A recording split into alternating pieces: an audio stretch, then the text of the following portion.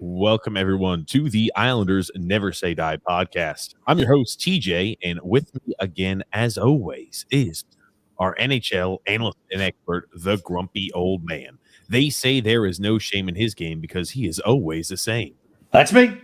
Grump, you're wearing some new apparel. What's going on with that? Yes, I am. Courtesy of John Petrone, loyal listener, sent us some Eastern New Mexico University Greyhounds gear. Oh, it looks good. It looks good on you, Grump. I like Sure it. does. Really appreciate it, John. Thank you very much. I also got a haircut today. And whenever that happens, if I don't put a little spray in my hair, it looks a little AJ-like because I got a little cowlick. And it's funny, even though I'm follically challenged up top, that little cowlick has never gone away. So, what can I say? Grumpy. I tell you, they better be careful what they're cutting up top with you there, Grumpy. They better be careful what they're cutting on top of your hair. It didn't take much, because usually they'll pull your hair down and they'll kind of cut. They don't do that to me anymore. I was about to say, it doesn't shock me, Grump.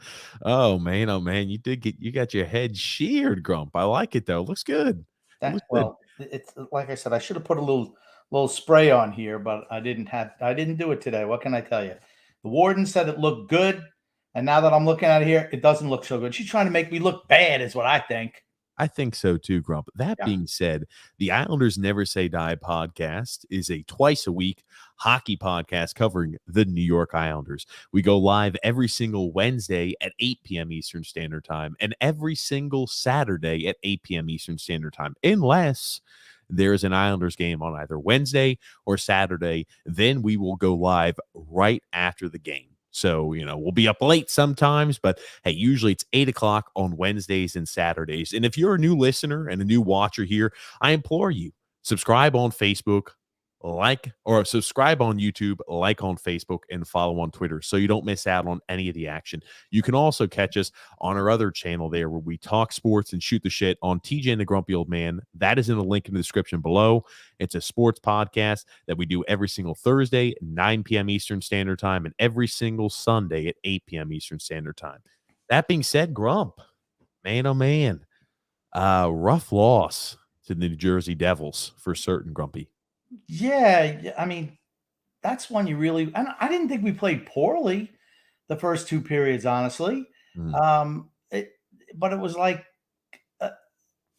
what did I mention? Right, last podcast. What did I say? It seemed like we weren't getting we've been getting a lot of puck luck, even when we weren't playing well. We were kind of benefiting, by getting a late goal. Getting the first goal off of a mistake by the other team, and it totally flipped on Thursday night, totally. And I don't want to say that I kind of predicted it, but, I mentioned it and it happens. Well, yeah. Here's the thing. I didn't think the effort was miserable on Thursday, but man, oh man, I tell you, it's not the result you want. And we talked about this road trip, right? We said beforehand, ideally from this road trip, the 13-game road trip, you want to go 7-5-1. Somewhere around there is extremely successful. Right now, we're sitting at what is it, Grump? 5-5-2. Yes. 5-5. No, it's 5-4-2. 5-4-2. My mistake. Yes. And the last two games are against Tampa and Florida back to back Monday and Tuesday.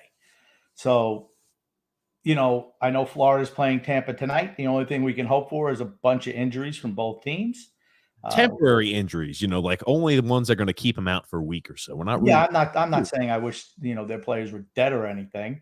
I just hope that they somehow maybe catch the flu or something, or sprain an ankle, or maybe get an eyelash bruise, something where they can't play when they suit up against the Islanders. That's all. Yeah, so again, you talk about the form that both those teams you mentioned are playing tonight. Florida, after that extremely hot start to the season in their last 6 games, they've gone 2-2-2. So it seems like they've returned a little bit down to earth. And you talk about the Tampa Bay Lightning that started off kind of slow and sluggish. They've only played, I think this is their 10th game of the year. They're sitting right now, not including tonight's game. In the last 6, they have gone 4-2. So they're kind of picking up form a little bit. So you hate to see that as you're visiting both Tampa and Florida. Yeah, Tampa's played 12 games. They're 6-3-3 going into tonight. Okay. But they've certainly picked up their game in the last 2 weeks, without a doubt. Okay, that was all you wanted to add? Okay, gotcha. Shooter's Puck saying, abysmal effort in New Jersey. Team is starting to show its true colors. Slow, old, and untalented. The fact that we are in last place at 5-4-2 record and the rest of the Metro is winning is scary. Yeah. It's a little concerning that the other teams are up to such hot starts. Yeah, kind of. But you're going to see a lot of interdivisional play coming up. So you're going to see that kind of bunching up a little bit more. For me, the biggest concern, we look slow against New Jersey.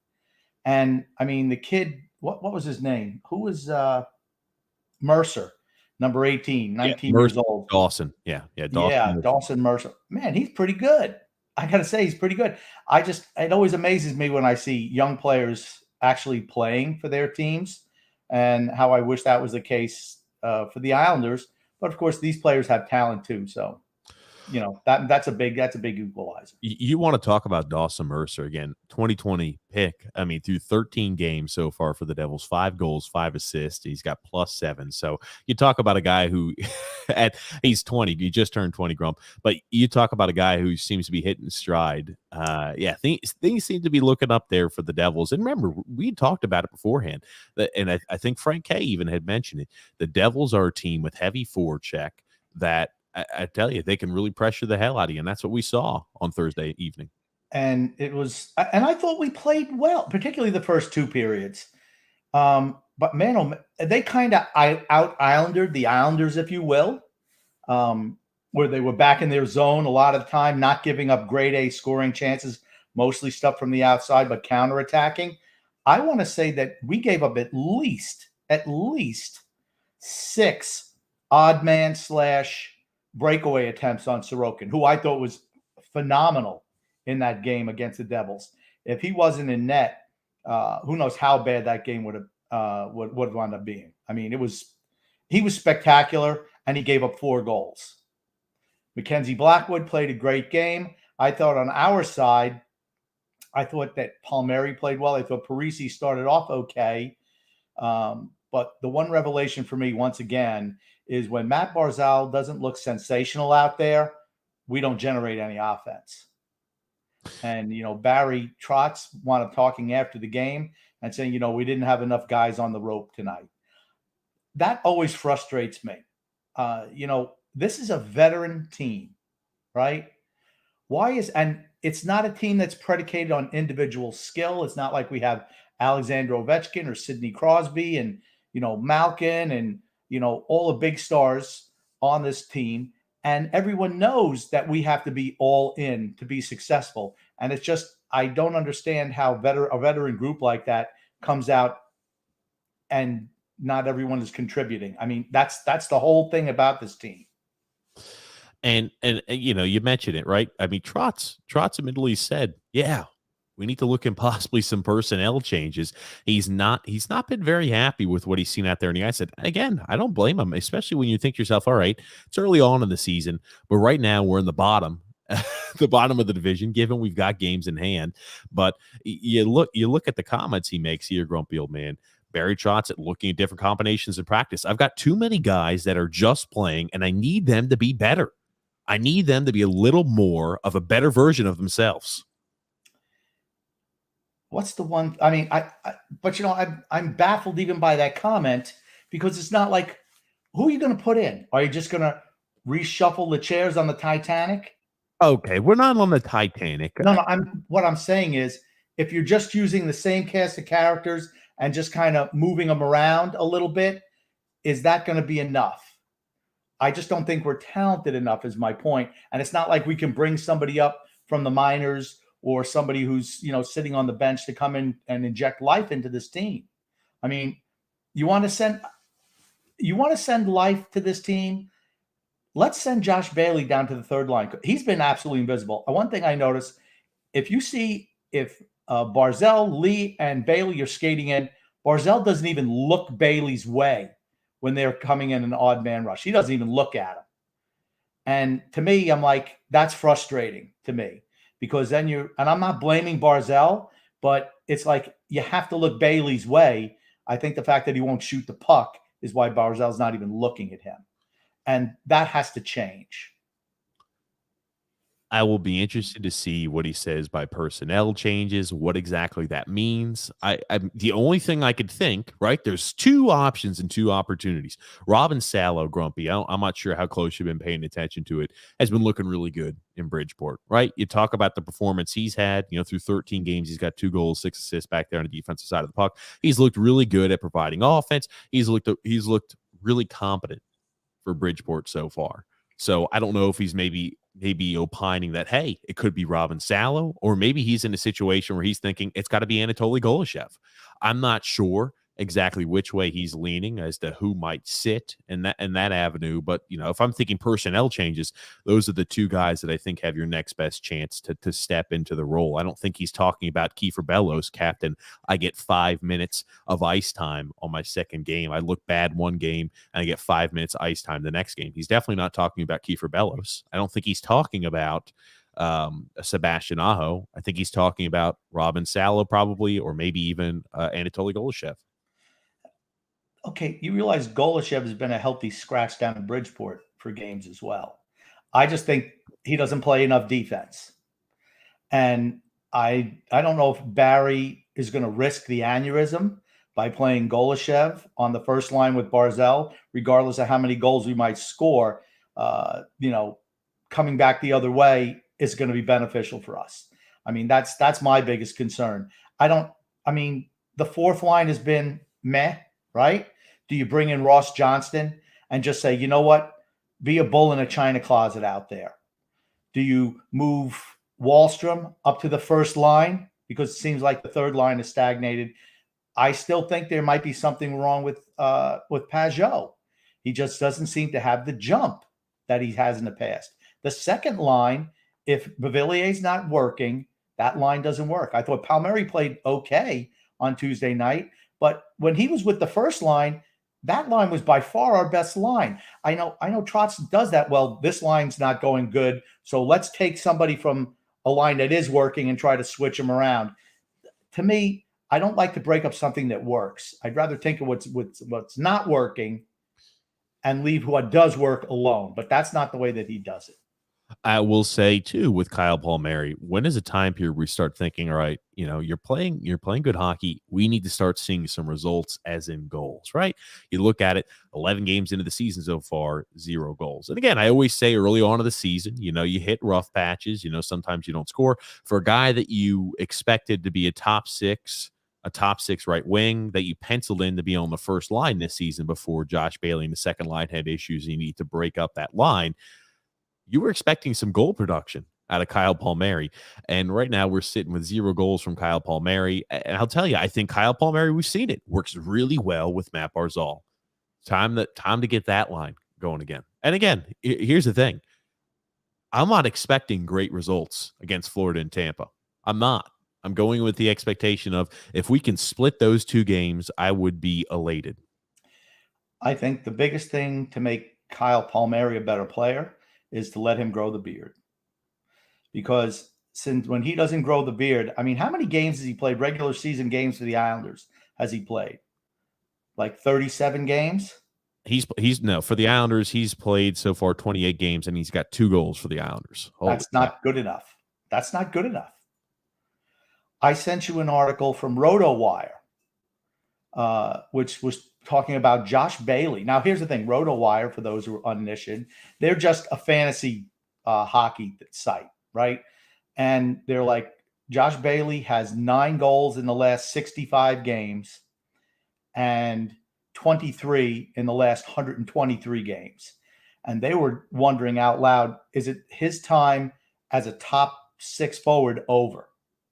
And when you see a site like that, it's not like a fanboy site, and it's not, a goofy podcast like we do. It's a site that just looks at numbers, and they're like, is his time as a top 6 forward over? And to me, I think it's been over for a long time. I mean, everyone knows my love affair with Josh Bailey. But at some point in time, you just have to say he's not good enough. We're going to have to make a change. And this might be the time. Maybe you wake him up by putting him on the 3rd line. Maybe you give Wallstrom a chance on the 1st line. We've seen one time he's been demoted to the 3rd line in his recent year. I think it was last year, and he came out like a man possessed. Well, that's what we need every freaking night from you, man. That's what we need from you. And we need that all across the board from all individuals. And, here's the thing. I will say it's been a long road trip. I'm sure the individuals and the team's going to be happy when we get to have our first game against the Calgary Flames upcoming. A home game is much needed. I feel like at this point. The whole thing you mentioned. Well, he played well when he's on the 3rd line. Sometimes, and I think that's the problem, right? What's the problem? What have I said earlier in the offseason? I said, here's the problem. We're in the beginning of the season. The fact that there's no competition for spots in this organization. Everybody knows where they're going to play year after year after year. And for me, it's, what? I think competition is always good. It's always good to have somebody nipping at your heels all the time. And, Josh Bailey or whoever, I'm just using him, but let's say that Josh Bailey's not performing out there. Demote him. You see Wallstrom scoring goals. Put him on the 1st line. You know what? It helps promote Wallstrom saying, yeah, I'm getting promoted for performing, particularly good for young players. And the young guy says, geez, if I don't step it up, I'm going to be an afterthought on this team. Not the young guy. You're okay. Okay. I got you. Frank K, I agree with the point here. Andrew Ladd's got 3 goals. St. Palmieri, who need the beard, have yet to score so far this season. Again, that being said, I think it's only a matter of time for Palmieri. I'm not concerned with his play. I think that it hurts him being on the 2nd line.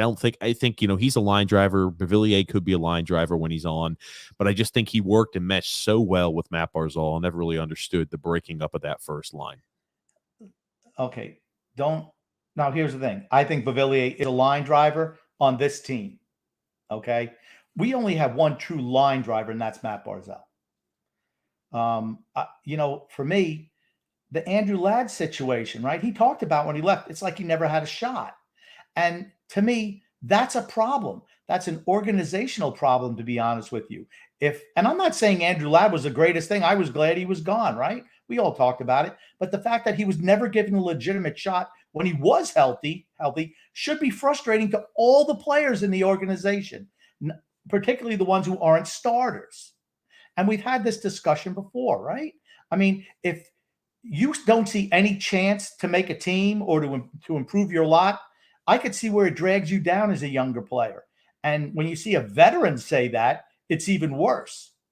I mean, it's not the beer league, ladies and gentlemen. It really isn't. The best players need to play. And if somebody's not the best, drop them down, put somebody else in. and just let them sit for a while. You see how quick that lights a fire under their butts. Yeah, Adriel also said, I'm sick of this half-assed effort. I'm still in awe that Bailey's on the first line for however many games it's been. Barzal can't produce when he's stuck between Bailey and Lee. Give him Wahlstrom. Yeah, I mean, you got a creator in Barzal. You have a non-entity in Invisibility. And then you got Anders Lee, who just kind of stands in front of the net. And, I listen to the broadcasters. Well, Anders Lee's playing better. No, Anders Lee, what he's always been. He needs someone to create chances for him to score goals. He's not a guy who's able to do it on his own, and he's good at what he does. Okay. But that being said, you need somebody else to shoot the puck on that line. I mean, it's not like Anders Lee is sniping goals from the outside. He's a net front presence, and that's what he should be. But you need somebody else on the other wing to shoot the puck, and that is not Josh Bailey. Yeah. Dave C saying, TJ, do you lose a button on that shirt too? Do you lose a button with every Islanders loss? The button loss pace is exceeding the hair loss pace. I'll tell you, wow. It's at a quick race. I tell you, if I lost a button for every time the Islanders lost, I wouldn't be wearing a shirt by the end of the season. I can promise you that much. And then SP said, how long before we see Wahlstrom on the first line? I'm so sick of Bailey. Now, here's the question, right? I mentioned we talk about personnel change. I was only looking from, possibly a promotion from Bridgeport to the NHL. I think Robin Salo looks ready. We talked about how long does he need to be given. We said going into the season, probably 20, 25 games, and I'm kind of stuck with it. If he's ready, he looks like he's ready, give him the shot now. I don't feel like it's a baptism by fire. He's got plenty of experience in professional hockey. He's got experience there in Bridgeport of 13, 14 some odd games. Time to see what he can do now. I think he's ready to go. But do you think maybe when he's talking about a change of personnel, you think maybe he's saying, hey, Bailey, you're going to be demoted to the third line. Wahlstrom, you're going to be promoted to the first line. Do you think maybe that's what he's alluding to? Or maybe he's thinking that Palmieri will slide back up to the first line?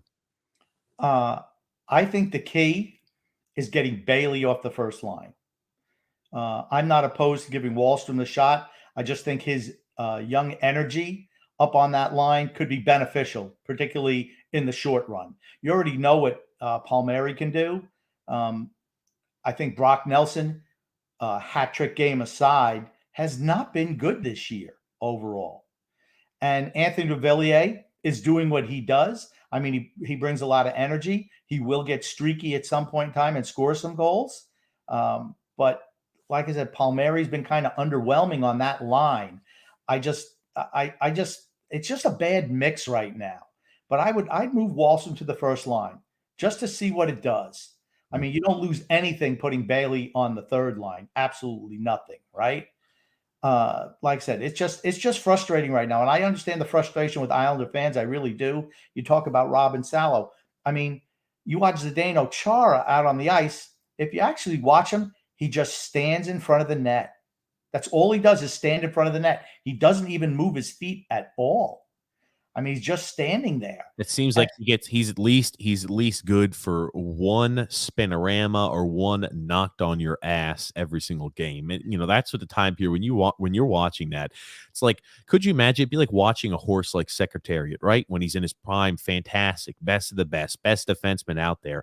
But it'd be like they were still rolling him out there. I don't know how long horses live. What, like 20, 25 years? You're rolling them out there at 20 years old, 21 years old against all the young guns that are blowing right past him, and you're expecting his competition and compete level to be the same and his ability to perform to be the same as it was when he was young. He just can't do it. Well, I think, I'll go to the horsing reference then. I think it's like Chara has laminitis. That's like where there's something underneath your hoof. And usually, you know what they do with those horses? They put them down because they just can't do it anymore. That's what happened. That's honestly, for racehorses, that's kind of a fatal disease. They get that laminitis underneath their hoofs. Either that or they stud them out. Hooves, not hoofs. Hooves. Nick D said, hey, guys, great show again as always. When are you going to go live during a game? So Grump and I discussed this. Well, actually, I didn't give him an exact date. Grump, but hey, I'm thinking no time better than ever. Next Saturday, 7 p.m. Eastern Standard Time, opening first game at UBS Arena. I know I'm sure a lot of fans who listen to the show are going to be at that game. but I think there's no better way to do our first ever game during a live stream, first game at UBS. Maybe you should take a poll. I'm open for that. I'll let people comment below. And again, what you guys are thinking, just go ahead and leave it in the comment section. Even if you're listening to this in post, if you think, hey, doing it on the first night of UBS Arena opening up is a good idea, we're certainly going to go ahead and do so. Frank K say, I will never understand the complacency of some fans that think that not winning a cup is okay as long as they make the Eastern Conference Finals 2 years in a row. Sorry, I want a cup, nothing less. I was 7 when they last won a cup. It's enough. God forbid I critique this team. The team looks mostly like shit. No chemistry at all. Sorokin is why they've been in these games, and that one Varley start. These next 5 games could damage them. You've got Florida, Tampa Bay, the Calgary Flames. You've got Toronto, and then the New York Rangers. Yeah, those are 5 tough games for us. I mean, I agree with Frank, and that's why I've said this, but we've talked about this in the past too. It's right. You see, when a team's been down for so long, you think even marginal success is all we should come to expect. And that's, for me, that's not the case. It's Stanley Cup or bust always for me. That said, I don't want to trade away first-round draft picks every year. I mean, I'd much rather move players off the roster. Guys who, just average guys, try to upgrade that way, right? But that doesn't seem to be the way the case is here. And as opposed to some fans, it's like you can't say anything negative about Lou or Barry because, well, do you remember what we were like 10 years ago? Well, I remember what we were like 40 years ago when we were in contention to win a cup every year and we won 4 in a row. I was there for that. Okay. This is not good enough. It's just not. You shouldn't want to accept, I'm not going to use the term mediocrity because we're better than mediocre, but a team that's, not really in the mix every year. Okay. We make a couple of runs to the semifinals and lose. But we're an older team. I mean, to expect the team to be getting better at this stage with the same cast and characters, it's just not going to happen. Well, speaking of that, I've got a video, and again, thank you, Randy from the zoo here, for sending this to us. I think you'll enjoy, Grumpy. Speaking about the last time we won some cups. Now, I received this a while ago. Sorry, I didn't post this immediately, Randy. I got lost in the mix there with everything I got, so I apologize. But here it is, Grumpy. Here it is. I'll let you listen to it. What's up, guys? Randy of the zoo here. Big Islander fan. I wrote a little ditty in the theme to Zach Brown's Chicken Fried, going out to all you Islander fans. Well, I wished we'd raise the cup just one more time at the Coliseum. Got 80, 81, 82, don't forget 79. I'm drinking too much beer, but Barry Trout's got us just one short goal away. Game 7 in the semis with a loss to Tampa Bay. And that's the day our hopes will die. While keeping Uncle Leo on the first line. What the hell, paying 3.5 and all the draft picks gone. What's going on with Lou? For the 35 we won't do, while our power play smells like poop. I truly hope you know what to do, Lou. 22. Go Islanders! Thank you, Randy from the zoo, for that. I loved it. I loved that little piece, Grumpy. I'm upset I didn't play it earlier, but Randy from the zoo band, thank you so much for that. Yeah, I mean, you almost think I could have wrote some of those lyrics. I was about to say, I feel like it could be the mantra, it could be the national, it could be the anthem of the Islanders Never Say Die podcast. I think so too. JK there, 2 minutes pessimistic. We should have won the first 2 periods. Sorokin was not the reason we lost. If there's a bright spot on this season so far, it's Sorokin. Without a doubt. And I thought we played well against the Devils. Like I said, it's almost like they out-Islandered the Islanders, right? We carried the play in the first period without a doubt. And I'm trying to see here on the power play, right? We give up the goal on the power play. We have 4 guys going into the corner. So Pulak just throws the puck into the middle of the ice. Sorokin makes 2 great saves, but he can't make the third one. I mean, that's inexcusable, honestly. It really is. And then in the second period, we once again carry the play for the majority. Okay, well, we can look at the goal right here. That's fine. It's like, where are all the Islanders? Oh, look at that. Looks like we're in straight line formation. We're all chasing everybody. It's like, hey, like, you know what? It's like soccer. The little kids playing soccer, they all follow the ball. 1, 2, 3. And there's Bailey leaving the zone. I'm sorry, Nelson leaving the zone. Okay, grumpy. This is got to paint the picture. Remember, for people that are listening to this, I'm trying, but it's going too fast. Oh, Jesus. You know what? It's going to be fun when we go live during that Calgary Flames game, because if he's saying watching this in replays going too fast, I can only imagine. But you're right. You've got two Devils down here in the corner, and we've got, and again, this is a bad job by Wahlstrom on this area. What the hell is he doing? That being said, Pulock has got the puck, mishandles it, and it leads right to an open opportunity there for the Devils on a shorthanded attempt, right? So people, I mean, you listen to Butch, he's like, oh, I can't believe what Wahlstrom's doing on this. I can't believe that. Yeah, Wahlstrom did do a good job on this. Are we also going to look that Pulock completely mishandles the puck out of the corner? And the pass right here, this rolling puck, almost looks like it's completely aligned here with the Devils. He can almost walk into a slap shot if he wants to. But then you look at Nelson. He's skating out of the zone looking for, like, hey, I'm going to get a breakaway going back the other way. And we didn't even have control of the puck. I mean, it was a shambles. That power play was a shambles on Thursday night. Just a shambles. It's in shambles, Grumpy. Yeah. In shambles. Here's the thing. When you're showing a replay like that, you got to slow it down so I can break down each segment. You wouldn't stop talking. So I was trying to get you to stop talking for a second so I could set it, and then I was going to put it in slow-mo, but you just kept going. Okay. But no worries. JK, you also 2 minutes pessimistic, also saying the sad thing is that we have cap space to make moves. However, who on our roster would be appealing for a trade? I hate to say it, Grump. If there's a move to be made, I mean, it would mean giving up draft pick. We're gonna wait a while before we make a move. I'm just gonna tell you that right now. We might be, let's say, heaven forbid, we fall out of the playoff race where we're 10, 12 points back as we're getting towards the deadline. To me, we should be in sell mode then. Sell everybody off, get what we can. They're not going to be, I could tell you, even if they're out of the playoff picture, they're not going to be in sell mode. And Rich A also saying here, I could see missing the playoffs, take it to the bank is what he said. We're a year older. You know, this team is, in my opinion, worse than last year's team. Take everything with a grain of salt. We've had no home games. It's been an odd start to the season for the Islanders. When you're on the road for the first 13 games, it's an odd start. Yeah, but you know what? It's been kind of a weird 13-game road trip, right? We've had a lot of space in between games, 4 days off, 5 days off, now 3 days off before back-to-back. And so to me, everyone's, 13 games on the road.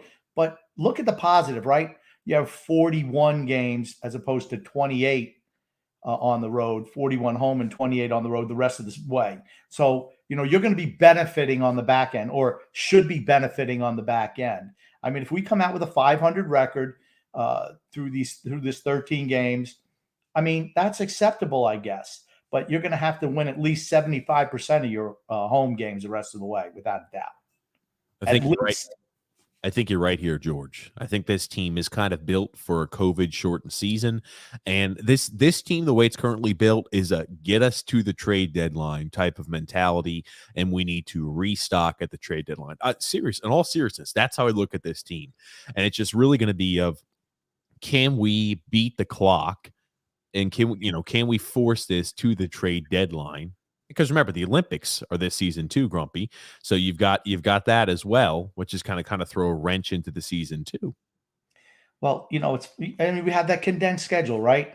19 back-to-backs, 13 or 11 3 and 4s, whatever it is. And you hear Butch the other night going, well, you know what? They could be a little bit tired, you know, today because they didn't. Oh no, I'm sorry. That was the previous game. I don't get it. What are you saying? Yeah, where he's saying against the Wild, you know, where we got tired against the Wild because, you know, we were coming off a back-to-back in 3 out of 4. And he failed to mention that the Wild also played a back-to-back game. So.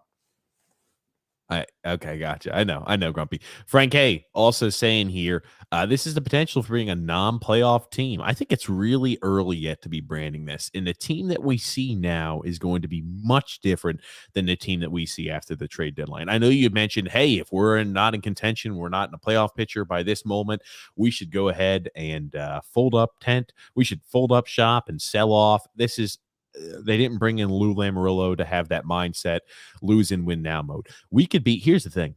We could be, let's say, 10 points out of the playoff picture at the trade deadline. We're still buying assets. We're still going to be trying to make the playoffs. I don't care what position we're in prior to the trade deadline. We're not going to be sellers. There is no freaking way in hell you could ever convince me that this team will be a seller at the trade deadline the way it's currently constituted. We're just too old, and the makeup is designed to try to win now. Okay. But if you're 12 points out of a playoff spot and 4 teams are ahead of you in a wild card race, realistically, what are the chances of making the playoffs with a team like this? Because I feel, as I've said before, you know what, I hate being proven right all the time, right? I've said we benefited from the COVID shortened season. We benefited from the 54 game season last year, right? So if we're 12 points out of a playoff spot at the deadline, it's time to sell and you get what you can. Then it's time to rebuild. Because with an aged team, we're not getting any better. Maybe you move a Josh Bailey for a second-round pick. Maybe you move a Brock Nelson for a first-round pick.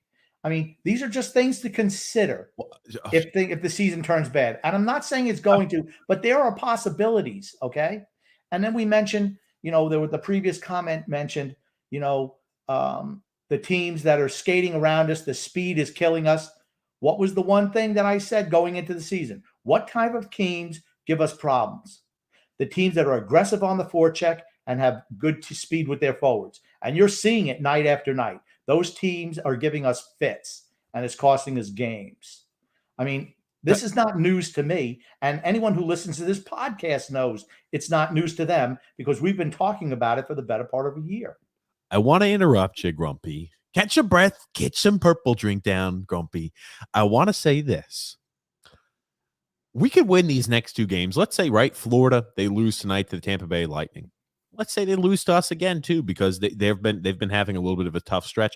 And let's say we split or even beat both teams, right? You're looking at a completely different outlook. I'm saying it's really early in the season to be saying we're not going to be playoff. We might not make the playoffs. That's all I'm going to say. I think that the moves we're going to make the trade deadline are going to be huge. I really do believe that. You don't clear up to where you're going to have roughly $16 million in cap space at the trade deadline unless you plan on making some grandiose type of move or grandiose moves. You don't clear up $16 million in cap space at the trade deadline unless you plan on really making a splash. There's going to be a big splash at the trade deadline, and that's what I think is going to propel us. And we might just barely squeak into the playoffs. But hey, all that matters is that you're in the playoffs, and what happens from there on out it's all chance. Right, and that's the positive. And I'm not saying we're not going to make the playoffs because the playoffs is a different animal, and then our style is more conducive to winning in the playoffs. You see a lot of teams scoring a bunch of goals in the regular season, and they kind of poop the bed a little bit when they get to the postseason because it's a different animal where they let a lot more of the holding and the hooking and the clutching gravity. The play is much tighter, and they don't score as much. But you have to make the playoffs to have that benefit. And I'm just saying, don't say that there's no way that we have to make a move at the deadline, because if you're seeing that we're way out, a good general manager, and Lou Lamoriello is a great general manager, would realize, you know what, I'm not throwing good money after bad. It's time to let's cut the cord on some of these older guys. Let's get some new, fresher faces, some more draft picks in here, and start our rebuild early. I mean, they're not just going to go after somebody because they have cap space if the season's gone to pot. Okay, the season's not going to go to pot. Take a breath, Grumpy. I could tell you're going on, man. Take a breath, man. Take a breath, Grumpy. Take a breath, Islanders fans that are not near the edge, but you see the edge. You see the cliff. Ladies and gentlemen, there's one or two things. There's a cliff. I can promise you there's a cliff, right? We've got one or two options. We can't just say, hey, I'm looking at the cliff. I'm going to stare down at the cliff and I'm just going to fall into the abyss, right? We've got a chance to jump, hit this pinnacle, hit the high spot, win a cup, and then we're eventually going to fall in the cliff. The cliff is there. There's no doubt about it. But I really do believe we are going to make large moves here at the trade deadline. I would be shocked that if you cleared up $16 million in cap space at the trade deadline. You were not planning on making moves in additions to the team. I don't care. Again, we could be 10 points out of the playoff picture at the trade deadline. We are still going to be buyers at the trade deadline. Mark it down now. I don't think we're going to be that far out of the picture.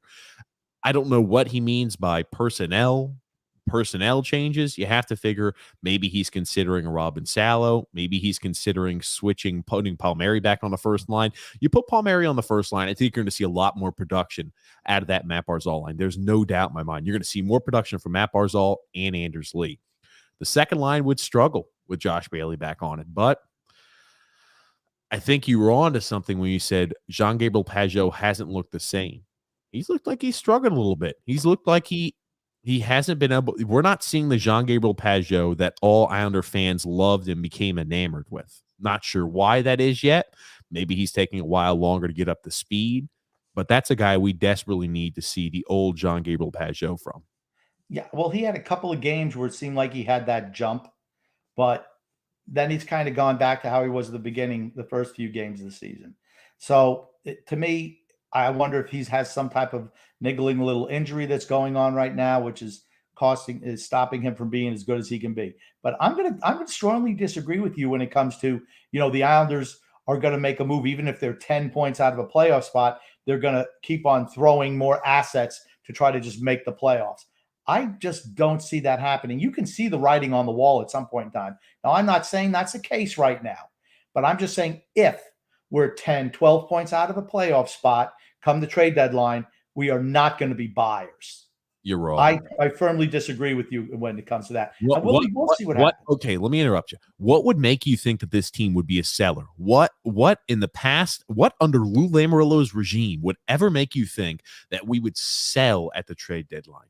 The way the team's constituted every single year he's been here, the last 3 years, he's always made an addition at the trade deadline. We're sure as hell not going to sell. We are definitely going to buy.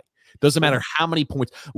Okay, barring that we are dead last in the division, we would have to be, I'm talking dead last in the division, 20 points out for them to consider something like that not buying. But guess what? We're not going to be that far out. We're going to be right in the playoff mix. I feel like the entire season, even if we're a few points back, let's say even maximum of 10, I still think we're buyers at the deadline. I just don't see it being any other different way. Doug R. brings up a good point. Must get Pulock and Pelech back together on the same line. Must get the defense to play with Mayfield and leave Dobson and Green on the third line. Let Chara sell popcorn. Bring up somebody or have somebody else fill the Chara role. Why not Aho? Why not Aho on Monday night? Who does Mayfield play better with when he's got a puck-moving defenseman on the other side?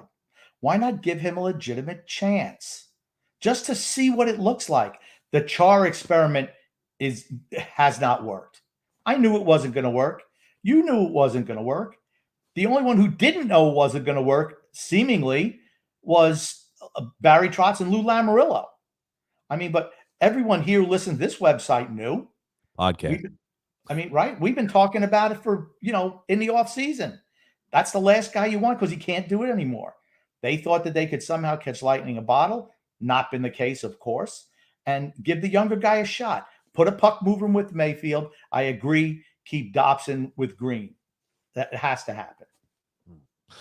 Yeah. And, Paulo C., you share the same exact thoughts that we do. Not sure why Bailey's still on the first line with Matt Barzal. I think Matt Barzal has looked frustrated. Maybe it's because they're not scoring points. Maybe it's because they're not scoring goals. Maybe it's because they're not winning games. Maybe it's because he has Josh Bailey. We can pontificate on to many different reasons why he's frustrated. He does look frustrated, I think, at times on the ice. He's not the only Islander that looks frustrated out there, too. But that's what happens, right? Anytime you're losing games that you think you should perform better in, and you're just like, we just can't find a way to score a goal. We can't find a way to do this. We can't find a way to do that. It's easy to grip the stick tighter and to be a little upset with your play. I would love to. How about this? Now, here for new line combinations. Why not put Barzal with Beauvillier and Wahlstrom on the first line? I'd love that line combination. Then you put Lee with Bailey and Nelson on the second line, and you put Palmieri with Pageau and Parise on the third line. Why not try that? I mean, I realize there's a lot of moving parts, but right now, we just struggle scoring. I mean, we had a lot of shots on goal the other night, but they were all from the outside, really not in high danger areas. I just want to see a different first line.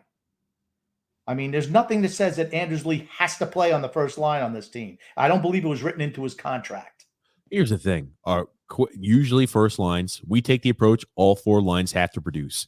Our first line needs to be able to score some freaking goals. We're not scoring enough goals from the first line. You cut it like that as simple as possible. Our defense has looked, it's struggled. I mean, how many more times are we going to see Chara on his ass every game, getting walked around? I'm not going to negatively talk about Chara. We all see it. We all know it. Everybody, every single fan, even the cartel media, your Staples, your Grosses, people are mentioning the struggles of Zdeno Chara. And you saw everybody saying, before the season, let's take the clock back 2 months ago, before the season started. How many of those same exact writers, your Grosses, your Staples, how many of those same exact writers of the cartel media were saying, well, guys, we've seen older players come into the Islanders fold before, and they've been able to find a second win, and they give off a few different players. They list a few of them off. And I think to myself, yeah, sure, I saw a few players that were 30, 31, maybe 32 find a second wind and being able to promote themselves to say, I can play a little longer. Name one. Not when you're 43, not when you're 42. Name one player in their 30s who's come here and gotten better. Name one. Valtteri Filppula, Derek Brassard. There are players who have come here that have played better. Given none of them were 44 years old, right? There's a big difference between mid to early 30s and freaking mid 40s. A big difference. Huge difference. And he can't skate. That said, what does it tell you? You should be listening to the Islanders Never Say Die podcast, because we've been talking about these things before they happen. Everybody else is reactionary. We're proactive. We can tell you what's going to happen before it happens. All it takes is a set of eyes. George Pace also said, could you imagine younger players seeing Bailey shit the bed on a regular basis and is never a healthy scratch? What message does that send? And hey, all we're going to do, we're just going to use the words of Andrew Ladd. When he feels like he didn't have a chance, it's easy to get down on your luck, to feel like, oh man, I'm destined to never play again. What the hell is the point? And I'm not saying Andrew Ladd is not a guy who should be starting every night, not especially on a playoff caliber team. So, but I'm sure there's some of those younger guys in the system. What do you think the autocoivalists think? Shit, I'm here one more year. I'm going to go back and play in Europe, or I'm going to try to find some other club to take me up, because I don't ever have a chance here. Maybe I don't ever deserve a chance here, but I don't ever have a chance here. And I'm sure a lot of players feel the same way. How do you think a Kiefer Bellows feels? And again, Kiefer didn't look good in the one game we saw him in, 5 minutes the second game. But how do you realistically think he feels?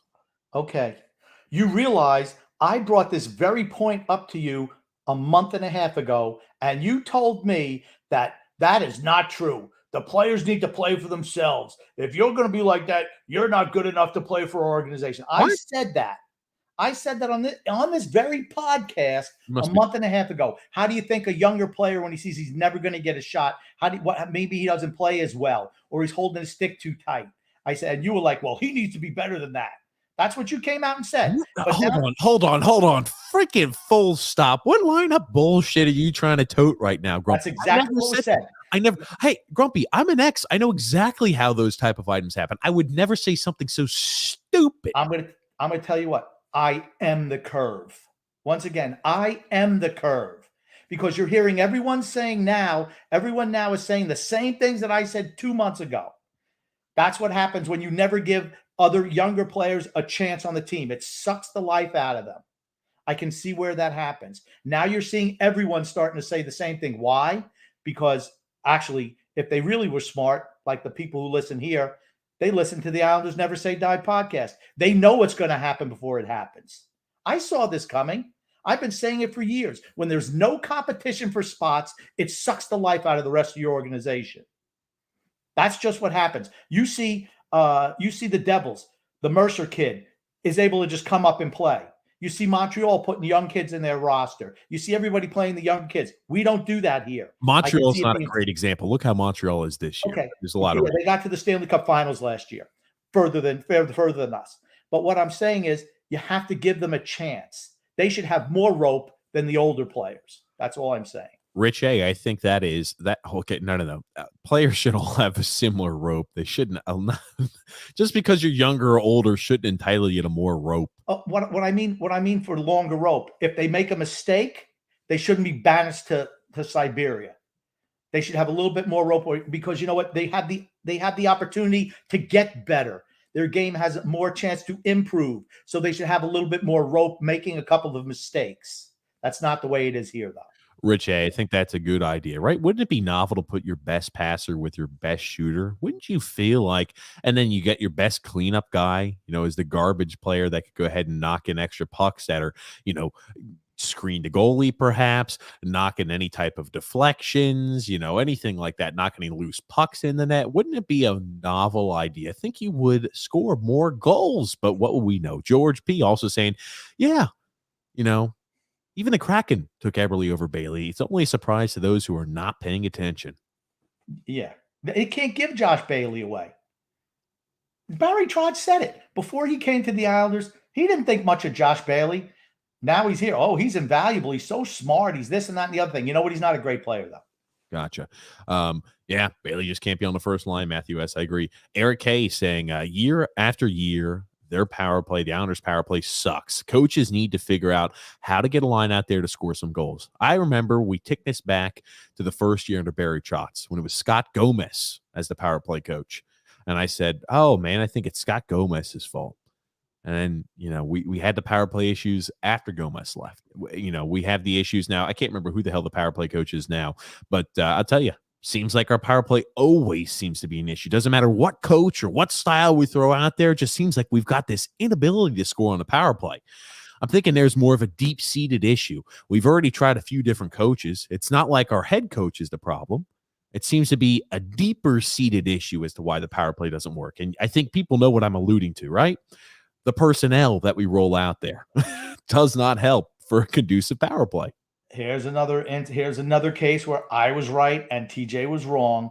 He insisted it was the coach. I'm like, it's the talent. It's not the coaching. And I've said that years ago. How long ago was Scott Gomez here? Grump, how petty are you to say we're because we're wrong? This happened 3 years ago. We talked about this, and you said I was right 3 years ago. Here's the thing: I was right last year and the year before that too. I didn't say last year was the power play coach's fault, Grump. You keep on insisting. See, you're trying to paint it like somehow you're the genius in this show. No, that is not the case. I just said I thought it was the power play coach's fault, and it was not. And what did I say? What did I say that it was? No. You just preface this by saying I was right and you were wrong. Okay. 3 freaking years ago. Get off your high horse, Grump. Okay, here's the thing. You said it was the coaching. What did I say that it was? 3 years ago? Yeah, that happened. What did I say? 3 years ago. Why are we still hammering? See, that's the thing. You don't want to give me credit. That's fine. Here's the thing. I said it was because of the players. I don't want to give you credit. You just start off by saying I was right and you were wrong. You went freaking years ago. You went through a long diatribe where kind of you were intimating instead of actually just coming out and saying it. Maybe you think you get paid by the word here. Yeah. You don't. Okay. So why don't you just say it's personnel, just like the grumpy old man has been saying for years and years and years. But no. Oh, you know what I'm alluding to? This, that, the other thing. Just say it. Just say it. Nobody wants you to go on some soliloquy and make yourself look good. You know what? Why don't you just go ahead and think to yourself back when you were in kindergarten, you told Johnny Montanats down there that 2 + 2 = 4, and he said it was 5. Why don't you remind him how wrong he was 50 million years ago when you were in kindergarten? What a film said, if I could have one thing for Christmas besides $1 million, it would be that Bailey never playing on the first line again. I would be so happy. And what did I always say about Bailey? Somehow he always, for a guy with just so much lack of talent, somehow he always slithers up to the first line. Like I said, if he was worth anything, he'd be off this team. I just don't think he's valuable at all. At all. Drew S. bringing up a good point. Of the 20 skaters that have taken a shot this year, that also includes your Kiefer Bellows, your Ross Johnstons, Josh Bailey, a top 6 winger, mind you, is 17th. 17th of the skaters that have taken shots this year. He won't shoot the puck. Refuses to shoot the puck. Just refuses. Can't have a guy like that on your team. Just can't. Certainly not on the first line or the second line. You could maybe get away with that if he's a fourth line player, but you can't have a top line winger who won't shoot the puck. I mean, it's just anyone who says any different is just nonsensical. You think let's think about, what Josh Bailey, he is a really poor man's Henrik Sedin. Really? No, he's not. No, he's not. No, he is not. Henrik Sedin, you're trying to. Why do you keep on comparing these sucky Islander players with actual legitimate Hall of Famers? Why do you continue to do that? You're a typical freaking Islander fan. No. If you freaking listen to me. Temper your outrage for. He's a poor man's Brad Delgarno. He's a poor man's Brad Delgarno. Don't even use Henrik Sedin in the same sentence as Josh Bailey. Come on, give me a break.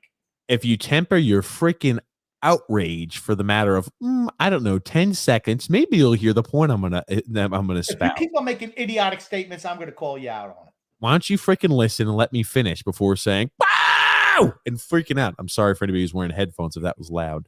That being said, Grump, he is a very poor man's Henrik Sedin, right? And here's the thing. Stop. I want you to sit. We're going to put our quiet hat on, Grumpy. You're going to let me finish this point, right? Henrik Sedin was a much better passer. He shot the puck with more efficiency and shot the puck more on net than a Josh Bailey. Was a much more successful lineman. I'm just thinking to myself, for a guy who is one of those type of players who I just supplement offense. I just go ahead and pass and try to distribute the puck. That's what a Henrik Sedin tried to do. Henrik Sedin still shot the puck more on net, and he was a much better passer than anybody was like a Josh Bailey. And I just think to myself, I'm like, yeah, Josh Bailey, Grump, it is insane. Only has 8 shots on net through the first, what are we, Grumpy? Now we're for the first 11 games of the season, 8 shots on net, Josh Bailey. He's got less shots on net than Zdeno Chara, Matt Martin, Cal Clutterbuck, Casey Cizikas, every single fourth liner. Josh Bailey plays top 6 minutes and plays on a power play and has less shots on net than every single fourth liner on this team. Just let that sink in, ladies and gentlemen. Let it sink in. Okay. Henrik Sedin has had more shit. Henrik Sedin has had more assists in a season than Josh Bailey has ever had points. Okay? He's had more goals. He's had a 29 goal season. Josh Bailey, his max was 18. Here's my question. Sedin has had 5, count them, 5 years where he's had at least 18 goals. And he's a guy who wouldn't shoot the puck. But here's the thing. There is no comparison between Henrik Sedin and Josh Bailey.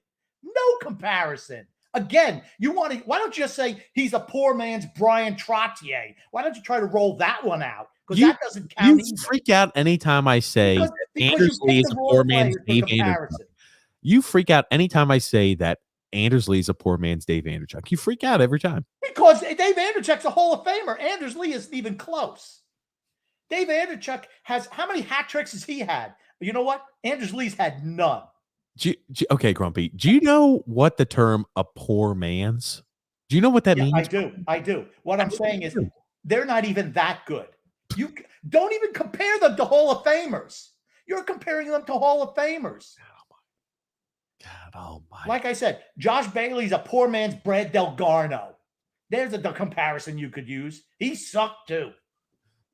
Scott L saying, with Dobson not playing great, do you see Barry sitting him for a few, or does he let him work through it? He should let him work through it. I thought he looked better against the Devils. I thought, again, he showed moments where he struggled against the Wild, but you saw multiple mistakes made by Pulock and Pelech against the Devils too, and you think to yourself, I'm like, oh, yeah, it's not just Dobson who's making defensive mistakes. Here's the thing.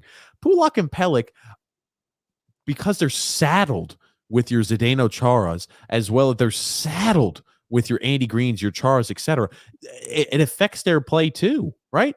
Pulock and Pelech need to be playing together. Yeah, but that when you're playing Chara, when he's out there in any way, shape, or form, he's a hindrance. You got to get him on. He's got to get out of there. You can't put them back together if Chara's still out there on the ice. Can't do it. Holy shit. If this is true, Drew S. said the Cartel media is reporting that Parise is getting practice time with the first line, not Walton. Parise! If that's not Barry Trotz in a freaking nutshell right there. a guy with zero goals, zero. Who does that sound like? Leo Komarov. Let's put it. He's going to be the savior on this line. Please, a 37-year-old who's, I'm going to say, an average third-line player. We're going to put him on the first line. Why? Because he doesn't trust Wahlstrom. He doesn't trust Wahlstrom. See, Barry can't even think outside the box, even a little. Not even a little. If you really want to shake the team up, you shake the lines up legitimately. Yikes. Yikes, ladies and gentlemen. Yikes. Again, rearranging the deck chairs on the Titanic. That's all you're doing. I want to ask you again. I want you, ladies and gentlemen who listen to this podcast, we're going to play an interactive game. It's called Let's Go Ahead and let's show some empathy. Let's go ahead and put on Matt Barzal's shoes. Let's go ahead and put his shoes on. He is the best player on the team, no doubt about it. Most talent on this team, no doubt about it. One of the you look at pure talent wise, I think he's a top 25, top 50 skater in the NHL. 50. I'm going to argue against it. Way harder than that. I'm saying top 20. I said top 25, top 50. I said even if you hate Matt Barzal, there's no way in hell you can put him below top 50 skater in the NHL. He's a top 25 guy in my eyes. Maybe you put him a top 50. Doesn't matter. And for the last 2 years, last year, the team doesn't address the need to put a left winger on your side after you lose Anders Lee, your top line guy. So you're stuck with Leo Komarov, who was so fantastic that he's going to be playing in the KHL, probably playing a bottom six role in the K. Thanks, Leo, for, again, the unconditional waivers. We do appreciate that, though. And now you've had your first line was doing fantastic the first 2-3 games of the regular season. And what do they do? Because all the other lines were struggling and your second line was off to a bad start, your head coach says, hey, Matty B, hey, guys, I know that first line was performing real well. We're going to go ahead and mix that up because, we need to spread the love. We need to put Josh Bailey on there. Josh Bailey struggles. And the freaking response that Barry Trotz has is, we're going to now put Zach freaking Parise on the first line. It's mind-numbingly dumb. Zach Parise. Now we're expecting 37-year-old Zach Parise to play 15, 16, 17 minutes a night. Are you freaking insane? Is it? Oh, my God. That's why you don't sign Zach Parise in the offseason, because that's right into that's right into Barry's comfort zone. You say, you know what, Barry? Here's the thing. We're not signing guys in their 50s. We're not signing guys in their 40s. And we're not signing 37-year-old, totally freaking cashed out, can't even get on the ice for Minnesota veterans. Those are guys we're not signing. You're going to have to put a young guy in a freaking lineup. You're going to have to actually use your brain a little bit instead of just going back to the same old patterns that worked never in your career. You were lucky to win a Stanley Cup with Washington. Jackpot lucky, because your team was loaded with talent and you still was close against an expansion team in the final. Okay? I'm sorry. It's just, how typical is that? It's just so typical. Just so typical. Why give a young guy a chance? So we're going to play Zach Parise on his offside rather than put Oliver Wahlstrom, the most legitimate goal scorer on this team, on the first line on his natural side. So that's what we're going to do. That's your recipe. I'm sorry. It's just another fail waiting to happen. You heard it here first. Another failure waiting to happen. I always love to play the game. Let's look and see. This is the same game, ladies and gentlemen, we played with Leo Komarov last year. And remember, the cartel media is your Arthur Staples. Everybody was saying, oh, well, Leo Komarov has added a little bit of physicality to the first line. He's added some sandpaper. And even though that the first line hasn't been scoring, but, one goal in the last 15,000 games, they haven't also conceded a goal. So that means they're goal positive, which is all you're looking for. If every line is goal positive and they score more goals than they let in, your team hypothetically should win. Remember when they were espousing that line of bullshit to you guys and they say, here you go, Islanders fans, go ahead and eat this up. Here you go, guys, eat this line of bullshit that we're throwing out here up because it aligns with the cartel media. Do you remember that? Here it is. We're going to play the same game with Zach Parise. Do you think across playoff caliber teams, Zach Parise would be promoted to the first line in any situation? Do you think Zach Parise on the Washington Capitals would be playing on the first line? Do you think Zach Parise, let's say, on the Tampa Bay Lightning would be playing on the first line? Do you think Zach Parise on the Carolina Hurricanes would be playing on the first line? Do you think Zach Parise on the Florida Panthers would be playing on the first line? We can go down the list of every single playoff or fringe playoff caliber team and ask, do we think Zach Parise would be getting any first line minutes without catastrophic injuries? And the answer should be no for every single playoff caliber team. But for Barry Trotz, for Barry and the vets, it seems like that's just one of those things that happen. Okay. Oh, Jesus, man. I did not know. I try to avoid Twitter, Grumpy, because people get into a I got you on this little technicality. It's a toxic atmosphere, I feel like, Twitter, and Islanders Twitter specifically. And oh man, jeez. Here's the thing. If you want to know what's going to work, listen to this podcast. You want to know what's going to fail? Listen to this podcast. You can listen to some other people, but you know what? They're all in the bag for Lou and Barry. Not us. Not us. I'm telling you right now. You're going to put a guy who has 2 assists on the season and who plays on the power play, on the penalty kill, out there in crucial moments. You're going to move him from the third line to the first line and put him on the off wing, and that's going to solve your problems. Okay. What should we have done in the offseason? It's been well documented. I said what they should have done. They chose not to do it. Now they have the salary cap money. Maybe they're just trying to tread water until they get to the trade deadline. That's what it seems like to me. It's never a good approach to say, hey, let's tread water until we get to the trade deadline, right? We're right now playing third line Zach Parise 14 minutes a night. Now, if we want to put him on the first line, I assume if we're going to be playing Zach Parise on the first line, we're not going to take him off the power play, right? Maybe you can go ahead and limit some of his shorthanded, his penalty kill minutes, but we're not taking him off the power play. We're going to ask him from playing 14 minutes a night for 37-year-old Zach Parise playing 14 minutes a night to playing probably at least 16, maybe 17 minutes a night. Yikes. Okay. And you mentioned all these teams. Should he be on the first line of these other teams? He had no market. Only the Islanders were willing to sign him. He had no market.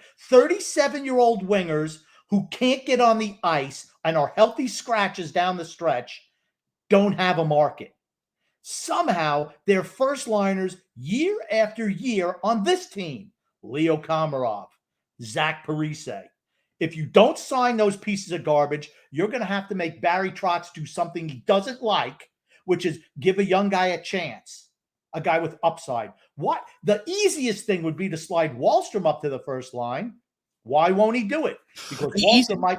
The easiest thing would be maybe Wahlstrom, even freaking Palmieri. Palmieri and Barzal have fantastic chemistry. We already have a freaking document. We already have documented evidence that Palmieri as well as Andersley and Matt Barzal all work well together. So what are we doing? Josh Bailey seems to be a cancer that just infects any line and slows any type of offensive production wherever he goes so far this year. Maybe he's off to a slow start. Maybe he just can't do it. Maybe he hasn't been put in a chance for success. Doesn't matter. Right now, we could say he's been cancerous to any line he's jumped on. And what have we done? We've elevated him to the first line. Now we're going to move him to the third line. And what we're going to do retroactively, instead of make our first line more competitive, we're going to throw 37-year-old third line left winger, no market for him, Zach Parise on the first line. That is mind-numbingly dumb.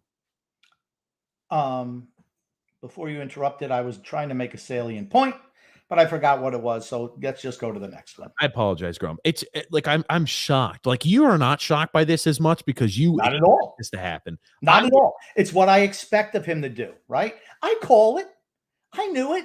If you give him the option to pick an old guy, that's the way he's going. So what do you have to do? You have to take those options away from him.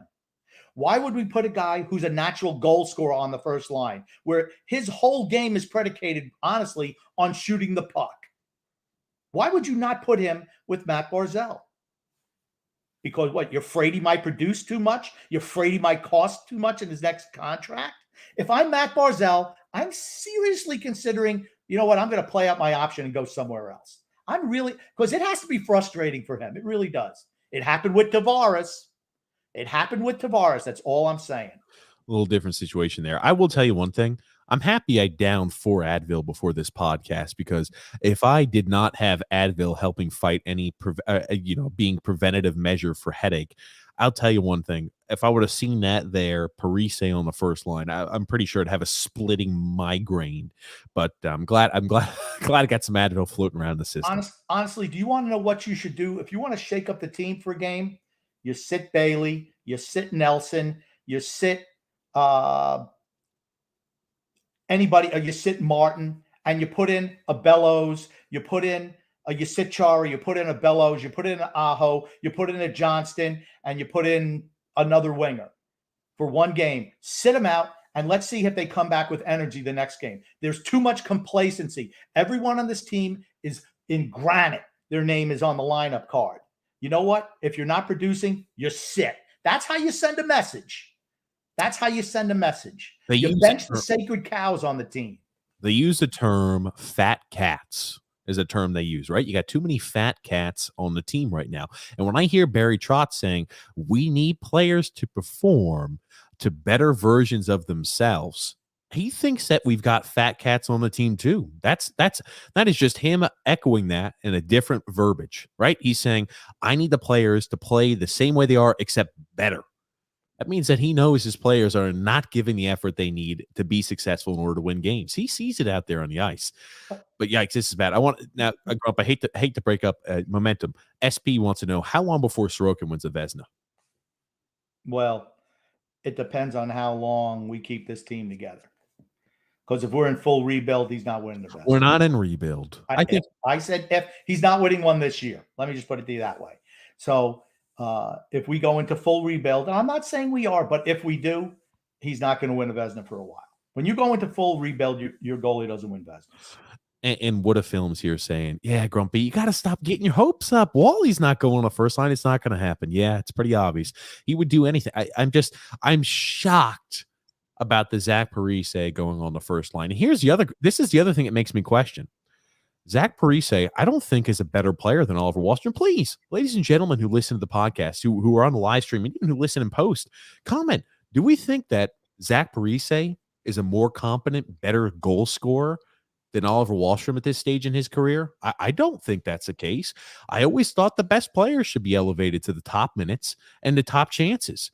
I don't think that Zach Parise is entitled to that chance as opposed to Oliver Wahlstrom at this point in time in his career. I just don't think it's the case. Maybe I'm wrong. Maybe I've misread, ladies and gentlemen. I just want to hear it in the comment section below.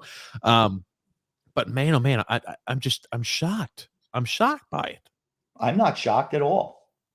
If you give him an out to use a veteran, he'll do that every time. It makes me worry about when we're going to see Robin Salo if we do.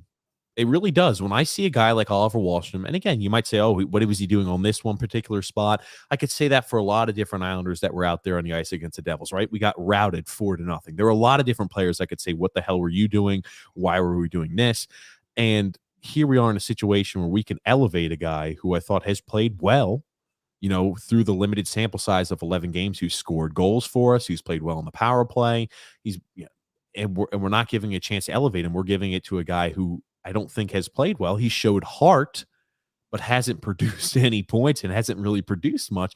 But we're going to elevate him to the first line. It makes no sense. It makes me wonder, how long is Robin Salo going to be shackled down there? We've said, hey, Robin Salo's look good in Bridgeport. Excellent. Are they going to wait 20, maybe 25? Or instead, are they going to take the approach of, we're not going to give Robin Salo a chance unless somebody goes ahead and destroys and breaks a knee the wrong direction, or breaks a shin the wrong direction? We're not giving Robin Salo a chance. I have no idea. It's very disheartening when I see stuff like that. Here's the thing. You've seen how bad Zdeno Chara has looked the whole season. You hear the cartel trying to push. Well, he's looked better. Better than what? Than he was earlier when he was a turnstile out there? So what? Now he's a speed bump?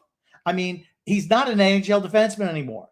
But you've seen how poorly he's played, and we still haven't even given Aho a chance, who's actually up with the team. You haven't even tried to experiment one game by playing the younger puck-moving defenseman who could maybe play power play minutes for you, no less, with Scott Mayfield. You don't even consider it. That's all you need to know about Barry Trotz.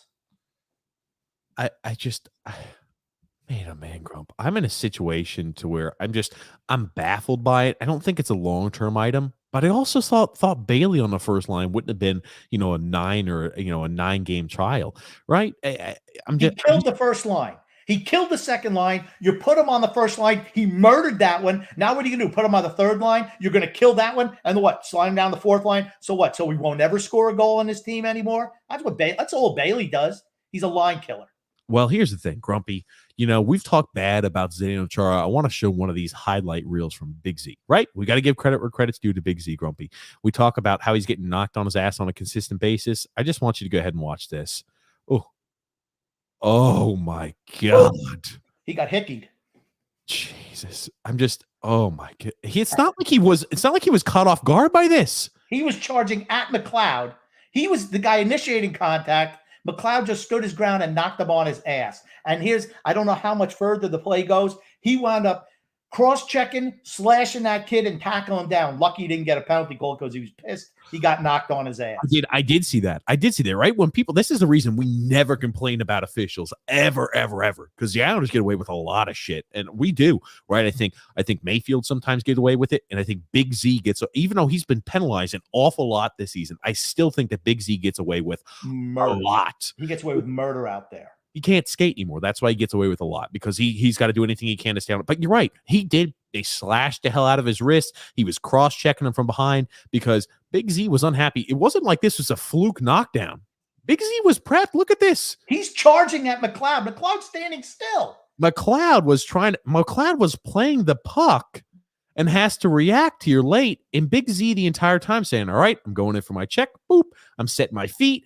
I've got my shoulder loaded. I'm going to go ahead and deliver a huge hit. I'm bigger than McLeod. I've got more size than McLeod. McLeod takes it right to the chest and knocks him straight on his keister. Yikes. Because he just doesn't have balance anymore. We can see that. He had positioning. He had everything going his direction. And you know what? He wound up finding himself on his ass because he can't skate anymore. And here's the thing. There's no crime in that. That's not his fault.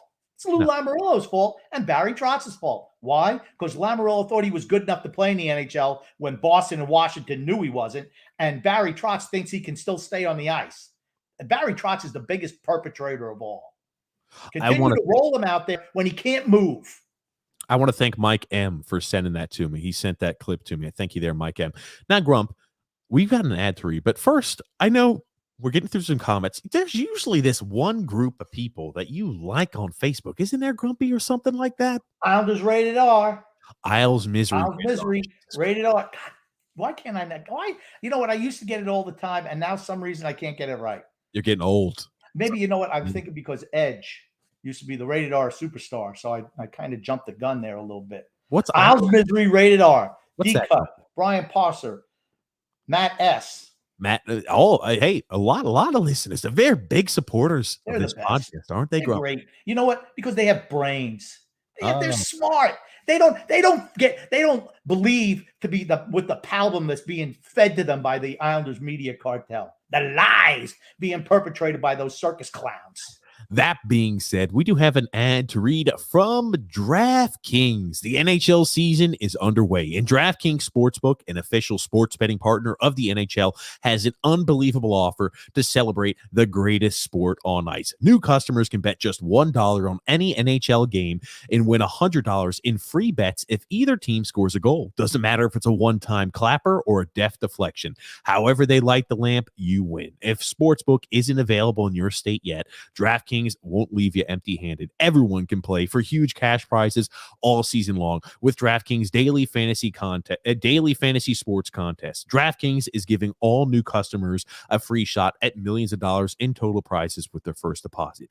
Download the DraftKings Sportsbook app now and use the promo code THPN and throw $1 down on any NHL game and win $100 in free bets if either team scores a goal. This week, one puck in the net you big with promo code THPN at DraftKings Sportsbook, an official sports betting partner of the NHL. You must be 21 years or older in New Jersey, Indiana, and Pennsylvania only. New customers only. Minimum of a $5 deposit and a $1 wagers required. One per customer. Restrictions apply. See DraftKings.com/sportsbook for full details. If you have a gambling problem, call 1-800-GAMBLER. You only messed up once or twice, so you're back to normal. Hey, I'm back in mid-season form, ladies and gentlemen. Woohoo! There you go. Oh man, oh man, oh man, Grumpy. Here was thinking we would be in a happy mood. I mean, like, again, it wasn't a right. We lost to Minnesota. We lost the Devils, but in the same token, we're about to have a home game next Saturday. We're going to probably cover the game live too. I haven't got to those comments yet. I hope we perform well. I really do, because I hate being angry and being live. It's never a good thing. Doug R. also saying, tired of reading how the record this season is the same as it was last year. This year, we're in last place. It's a big difference. And we came in fourth last year. I just wish people would see it for what it really is. We had some playoff success, but the regular seasons have not been great. The first year was excellent when they came in, 103 points. After that, why? And what we're going to see this year is the fact that this is going to be a struggle for this team to make the playoffs. It really is. We're an older team playing a lot of back-to-backs, a lot of 3 and 4s. That's not good for us, particularly with the lack of talent on the front end. Well, we talked about it, right? In the years past, we've been a fantastic team on the second end of back-to-back games. We've been fantastic. First time and the first opportunity I think we saw this season was against the Minnesota Wild. We wound up losing that one. So I'll be interested to keep track of how we do on the second end of back-to-back games. It's something historically we've done really well with Barry Trotz. I wonder if maybe the age takes a little bit more into, a little bit more and affects it than we have in the past. So the thing that everyone needs to realize is that while we've been staying status quo the last 3 years, not making any improvements to the team at all, everyone else is doing things to get better. Everyone else is doing things to get better. And unless you make those changes to get better, you fall behind. Standing still is going backwards. And that's what I feel is happening with this organization, unfortunately. And you see the younger teams, when Jersey is able to out-Islander you, that's an issue. Yeah, it is an issue, Grump. It's not something you like seeing. Again, I will say let's wait until we start seeing how some of these home games and possibly our record at home affects things. You have to feel like our first game, I don't care how well Calgary's playing, I can promise you we're going to come out with their hair on fire. There's no way we don't come out motivated and don't come out completely on fire for that first home game on Saturday. I would be shocked if we come out and lay a goose egg. Shocked. Yeah, and I think Calgary's cooled off a little bit, which is hopefully good news for us. Toronto's hot as a firecracker, though. I think they've won 7 of the last 8. So they've kind of turned it around. The Rangers, I mean, do they look like a team you feel confident going into the game, say, yeah, we're going to beat the Rangers? Right now, I don't feel that way. I mean, if things go really sour, we could be on a 7-game losing streak by the end of the next week and a half. We could be on a 7-game losing streak. How does that affect your let's load up at the trade deadline theory? We did go through a 7-game losing streak last year. Again, this year's day, I think last year. 2 years ago. 2 years ago. Thank you. That being said, right, you talk about the Rangers. I know the Rangers are they're 7-3-3, and I'm not sure if they're playing tonight, if that's going to have any effect on that record. 33 goals for, 37 goals against. They're a team that's giving up goals left and right. They seem like they can't, batten down the hatches on the defensive side of the puck. So, I know that the Rangers beat us pretty badly that last game during preseason. I'll be interested to see how we face off against them at home, mind you. Well, here's the thing. You have to be able to be a team that scores goals to score on the Rangers. And we're not one of those teams. We're just not. We're not a team that scores a bunch of goals. Zach Parise is not the answer. That is correct. Zach Parise is not the answer. Frank Hay saying, I truly believe there are players who have tuned Trotz out in his old ways of doing things. I don't think that's the case. I don't think anybody's tuned out Trotz. You would see it on, trust me, you would see it on the ice. You would see it from the players, the faces. You would see it all over the place. I don't think nobody's tuned out Barry Trotz. There's one guy you have to worry about tuning out Barry Trotz. And I think he's the player that is more likely to tune out Trotz than anybody else, because Anders Lee's not going to tune him out. Brock Nelson won't turn him out. I could say, again, I don't know Matt Barzal through a hole in the wall. I can just tell you based off of what I see from other superstar caliber players, I could see them tuning coaches out. But I don't think Barzal would, but I know Barzal is the guy you're talking about. Trotz did an interview this week where he said that Barzal is finally starting to convert to his way of thinking. And the first thing I thought was, man, you've ground him down from being an absolute stud superstar offensive talent to a third wing grinder. And I'm not saying that it hasn't helped his game, but it can't be where his first thought is to make sure that he plays defense. That cannot be the thought pattern of a Connor McDavid, a Draisaitl, a Alex Ovechkin, a Matt Barzal. It cannot be the first thought that I got to make sure I get back on defense. If you're truly an offensive talent, your first thought should be, I'm going to score.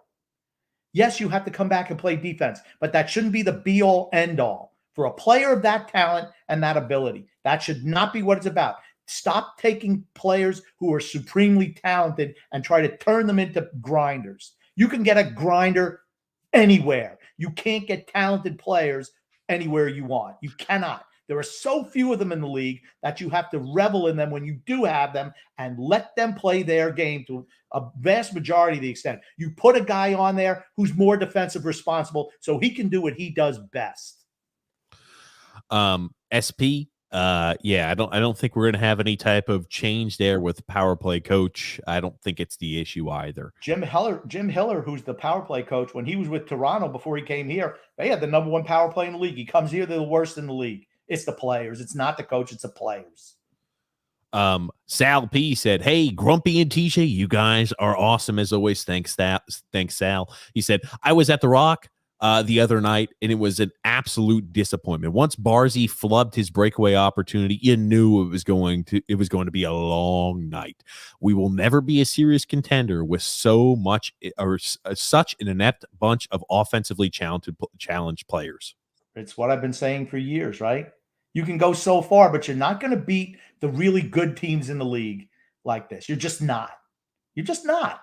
And, there's no crime in that. I mean, I love the guys, and they give it their all 95% of the time, right? They have a clunker thrown in here and there. I don't think they played bad against the Devils until the game was out of hand. You listen to Pelech, we gave up a lot of chances because, we were pinching up and trying to score. Well, if that's the case where you can't score a goal, or if you fall behind and you have to, pinch up a little bit, and then you're giving up odd man chances and by the bushel, it tells me your team's not good enough.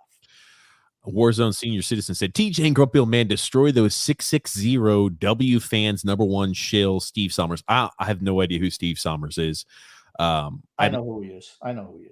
I assume they talk Islanders hockey, Grumpy. Yeah, I don't listen to them. Like I said, I don't get that. I bet said here, I don't get that AM station. Don't get it. Gotcha. George P also said, the problem, Frank, is we don't have the talent to align with Trotz's vision. Do you think that's the case? I disagree. That is the talent. That is Trotz's vision. He wants everyone to be third and fourth line players. And hopefully we play solid enough defense. We get a break going the other way. We score a goal. We win 1-0. We win 2-1. That is his vision. That's why he's failed he's a good regular season coach, but not a great playoff coach. He just isn't. You can outcoach him come playoff time. I think he's a fantastic. You look at the pluses. I think Trotz is, again, top 5 coach in the NHL. I do believe that. His personnel decisions, when we're seeing here of Zach Parise on the first line, those are mind-boggling. I see those, and I see the X's and O's. I think he's a fantastic at the X's and O's. When it comes to who he lines up out there on the ice, I think he the mindset he has is not top 5 in that category. I think he's an excellent system coach. I think regarding of culture, he's fantastic. Like there's certain areas where I think, you can't beat a guy like Barry Trotz in. But when it comes to players that you roll out there on the ice, this has always been one of the issues we've had with Barry, thinking to yourself, why, oh, why are we making mistakes by throwing guys like Zach Parise on the first line? I don't know. Here's the thing. And I think Barry Trotz is a great head coach. That said, in Tampa Bay last year in the playoffs, if you couldn't see how desperately we needed Oliver Wahlstrom in that lineup and you refused to do it, that's all on the head coach. That's all on the head coach. Talent wins games. If you need to score a goal, if you can't score goals in a playoff round and you continue to roll out Travis Zajac and Leo Komarov when you got Oliver Wahlstrom sitting up in the press box eating popcorn, that's on the coach. That's all on the coach. I totally blame last year's playoff loss on him. No, Totally. He didn't make the one necessary change he needed to do, which is to put somebody in the lineup who could put the puck in the net. He refused to do it. Wahlstrom got hurt and never seen him again. Where an old guy gets hurt, as soon as he's borderline healthy, right back in the lineup. That is, as a fan, that frustrates me no end. Frustrates you to no end. Now, what a film, I will say, right? It's just all about playing a waiting game. I think Lou will wait, but, here's the thing. We don't want to wait too long to where we're out of playoff contention if we wait too long. So, it's all about treading the fine line. It really is, right? I think we're going to be a fringe playoff team here until the trade deadline. I think at the trade deadline, that's where we're going to launch, this mastermind plan, and hopefully everything kicks into fruition and we start really rattling off some wins. Drew S. saying, Grumpy Man stole my thunder. I'm tired of the 13-game road trip excuse that we've had stretches of 3 to 4 to 5 days off mixed in. Yeah, it's not been a brutal schedule. It hasn't been. Yeah, Matthew S., I agree with you 100%. Yep, I find it hard to believe that the way the defense is currently constituted, that will be the same defensive pairings there come the trade deadline. It can't be like that. It can't. If you actually want to make the playoffs, it cannot be the same defense group. It can't be. Scott L. saying a big splash at the deadline, but TJ, it might be a little too late for them at that time. It's a little too little. It's a little too late. Pat Benatar sang that song. It always goes in ebbs and flows. But I'm serious. If we're 10, 12 points out of playoff spot come deadline time, I'm not throwing good money after bad. I am. Well, that's you. Then you're really getting ready for a fall, because then we won't make the playoffs, number one. The fall is already grumpy. As I've told you, we're towards the edge. And whether you want to just inch towards it and look over it and say, time to embrace this huge fall, I want a valiant jump and leap. Like we're trying to grab like a ring that's on like some sort of string. If we don't go ahead and jump for it, we're never going to get the damn ring because the edge is there. Okay, here's the thing. Do you remember when Barry Trotz and Lou Lamoriello, I'm going back in the Wayback Machine. Way back. When Trotz and Lamoriello came in, what did I say the Islanders should do? Do you remember?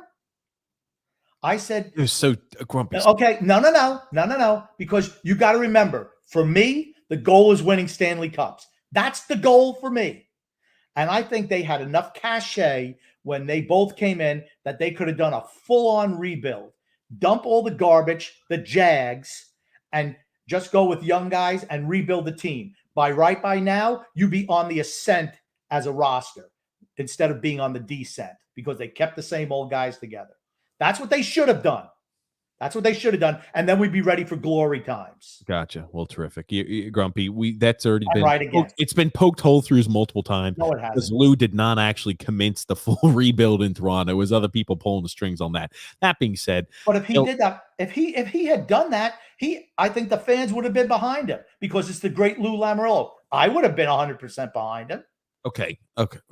Stop. My God. We go 5-4-2, and you're talking about, waiting 3 years ago, we should have done this. I don't need to hear about We haven't won anything. We've won nothing with this roster. Nothing. What have we won with this roster? Nothing. I get it. Nothing. I get it. Nothing. I get it. Nothing. I get it.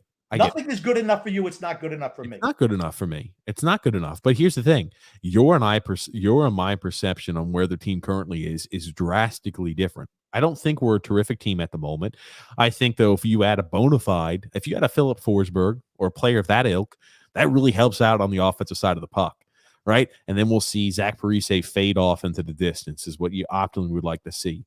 And then you can move Bailey to the third line with Pajot and Wallstrom. Excellent. And if you add a guy like Giordano or you add a legit top 4 defenseman, I think that completely changes the layout of the defense. It completely 180 difference on the defense. You're going to see a lot better defensive production. So I think really we're 2 players realistically away, 2 legitimate top four defensemen, top 6 winger away from being a legitimate contender. And we've got the cap to go ahead and do that.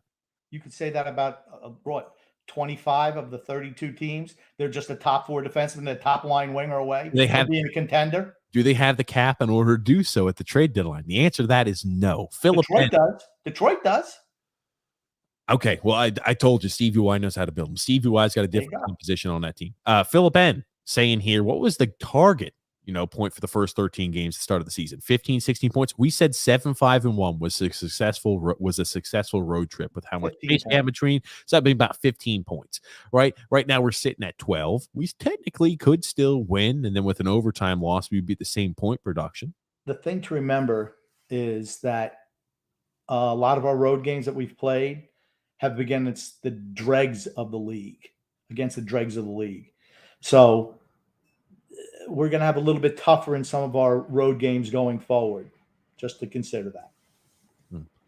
Gustav Farley, yeah, the team is in much need of goal scorers, that's for certain. So far, the past 3 seasons, we've made the playoffs, but we start sliding majorly into the playoffs, and about 2 of 3 of those were in shortened seasons. So I don't know how we don't do that again with the same older team. Right? I've been preaching that for the last 3 years. I think we caught lightning in a bottle I know it sounds wrong. We benefited from the pandemic and the shortened season last year. The first year we made the playoffs, we sweep Pittsburgh, and then we get swept by Carolina. That season to me is a success. Why? Because we haven't been to the playoffs in, a real competitive team for a long time.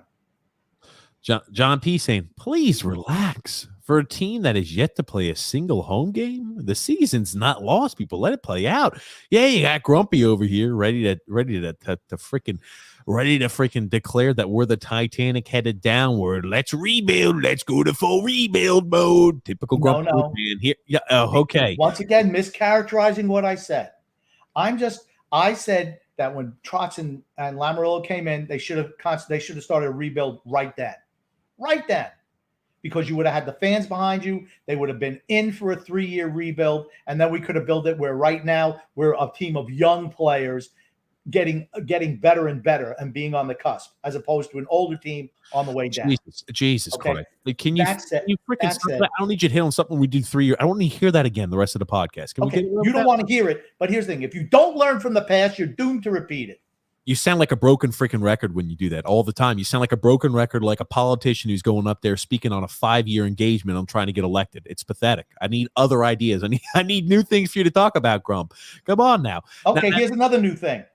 If in the offseason, if Matt Barzal doesn't sign a contract extension, you trade him this offseason. That's what you do.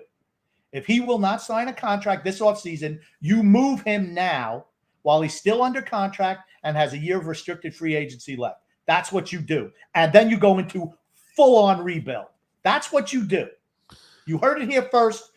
What's today's date? November 13th, 2021. Mark it down on your calendars. John P., I agree. The season's not lost. I still agree with this. Even for 10 points out of the playoff picture at the trade deadline, I still think we're buyers. I think this team is legitimately a top 6 forward and a top 4 defenseman away. That being said, it is very concerning when I see us going forth with a strategy of putting Zach Parise on the first line. That When I see stuff like that, it drives me nuts. It drives grumpy old man nuts. It drives most of the fans who watch the product every single night nuts too, because they think to themselves, how is this going to solve the issue we have, right? The issue we have is not that we're giving up goals in droves. The issue is not that. The issue we have and this team has is that we're not scoring enough goals. Through 11 games so far this season, we've got 27 goals. Right? We've only conceded 29 goals. I mean, we've given up a few goals, but we've only got 27 goals scored through the first 11 games of the season. Goal scoring is the issue. And we have 3 shutouts, and Sorokin has been absolutely spectacular in net. If he wasn't in net, I'm going to tell you what, those goals against would be way higher than they are now. He's been spectacular in net this year. George P. wants to know, TJ, when you see a dead skunk in the road, do you call it a black cat with a white stripe that's scent challenged? No, I call it a skunk, man. See, he's trying to say this is what you're calling the team. I know. You want to say throwing good money after bad. TJ was the type of guy who'd go to a restaurant, they'd serve him shit on a shingle, and he'd say, you know what? It tasted like shit, but I'm going to double down on it because, you know what? More shit is good for me. If that is not pot, meat, kettle. Holy shit. If that is not the king of I'm shocked that you said that.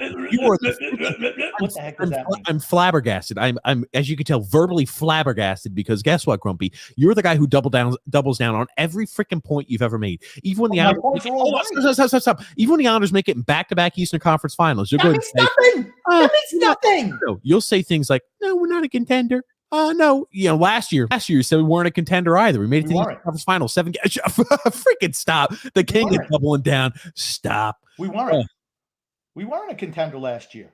1 in a million says we will absolutely be buyers at the trade deadline from the general manager and the coach of the team that all screams win now. Lou's 79 years old. He's not looking to get younger and build for tomorrow. You go, Grumpy. Grumpy. Then you know what? Maybe it's time to move away from Lou Lamoriello as well. Oh, stop. We're not going to be. The team isn't good enough. The team is not good enough. If we had a top 6 winger and a top 4 defenseman, you'll be singing a different tune. You could be 10, 12 points out, 15 points out of the playoff race. You're not doubling down on that. You're not calling that cat. You're not calling that skunk a cat. You're not doing it. You can't do it. Good to see you too, Jimmy. You move on. That's why. Bill B. Yeah. Rumor is that Parise was practicing on the first line yesterday. Yikes. Titanic, move the deck chairs around. That'll do it. Yep. Oh my God. Oh my God. Nothing like being creative, Barry. Just throw another guy who's washed up and play him on the off wing, because I'm sure he'll be better playing on the right side. That makes sense. What a film saying. I agree, Grumpy. Anders Lee should not be expected to play on the first line. Make him work for it and shuffle him in and out of the second line. Why not? No sacred cows on this team.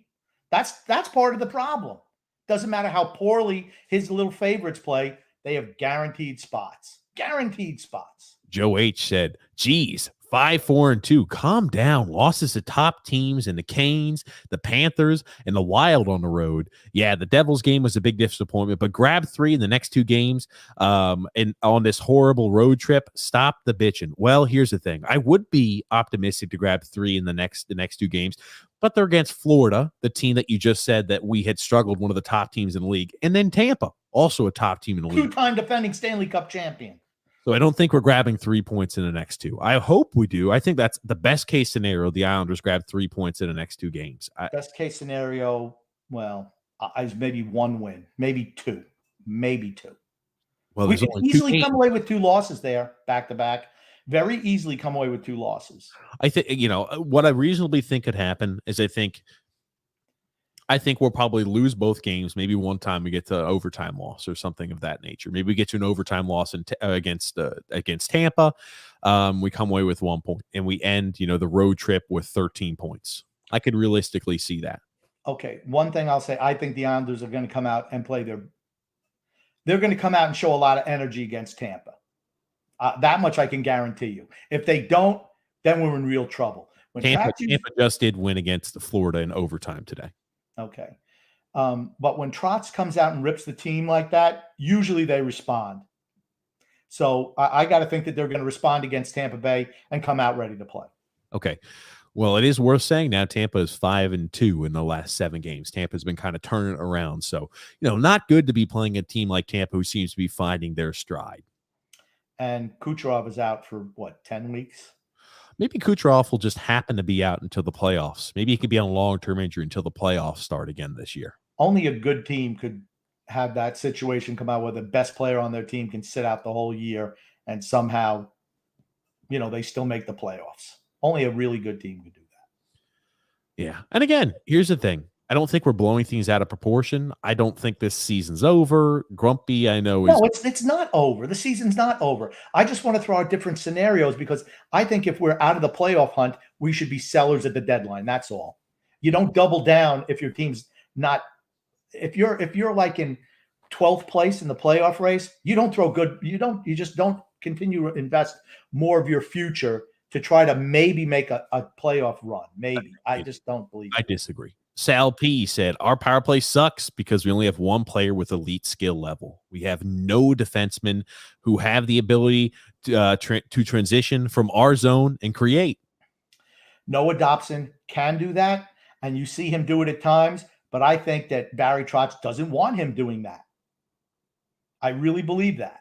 He doesn't want him committing and doing end-to-end rushes because he does it with will, and he'll drive in, and then as soon as he gets into the zone, back to the blue line. That's just the system that Barry wants him to play. Would have films. I think you're right there. Barzal does need something different besides Josh Bailey on his wing. It does. It's not productive for Matt Barzal. That's for certain. 1 million also saying here the problem with the power play is that we don't have a power play quarterback. Dobson isn't ready, and Letty and Pulak were always terrible at it. Maybe play Aho. It's time. Something maybe he excels at. Where Tom I'll let you read that there. Tom Curvers. Tom Curvers when you need him. I think Tom Curvers just passed away recently, like within the last 6 months or so. But why not give Aho a chance? We had a power play quarterback in Devon Taves, but he was a young guy, so why keep him? Let's keep an aging veteran instead. You kind of reap what you sow. Dobson, I don't know. There's times last year when he's getting that punt and he's putting it on the net. Now it seems like they've kind of once again gone to that pass thing. Somebody's got to shoot the puck at some point in time. Too many passers, not enough shooters on the power play.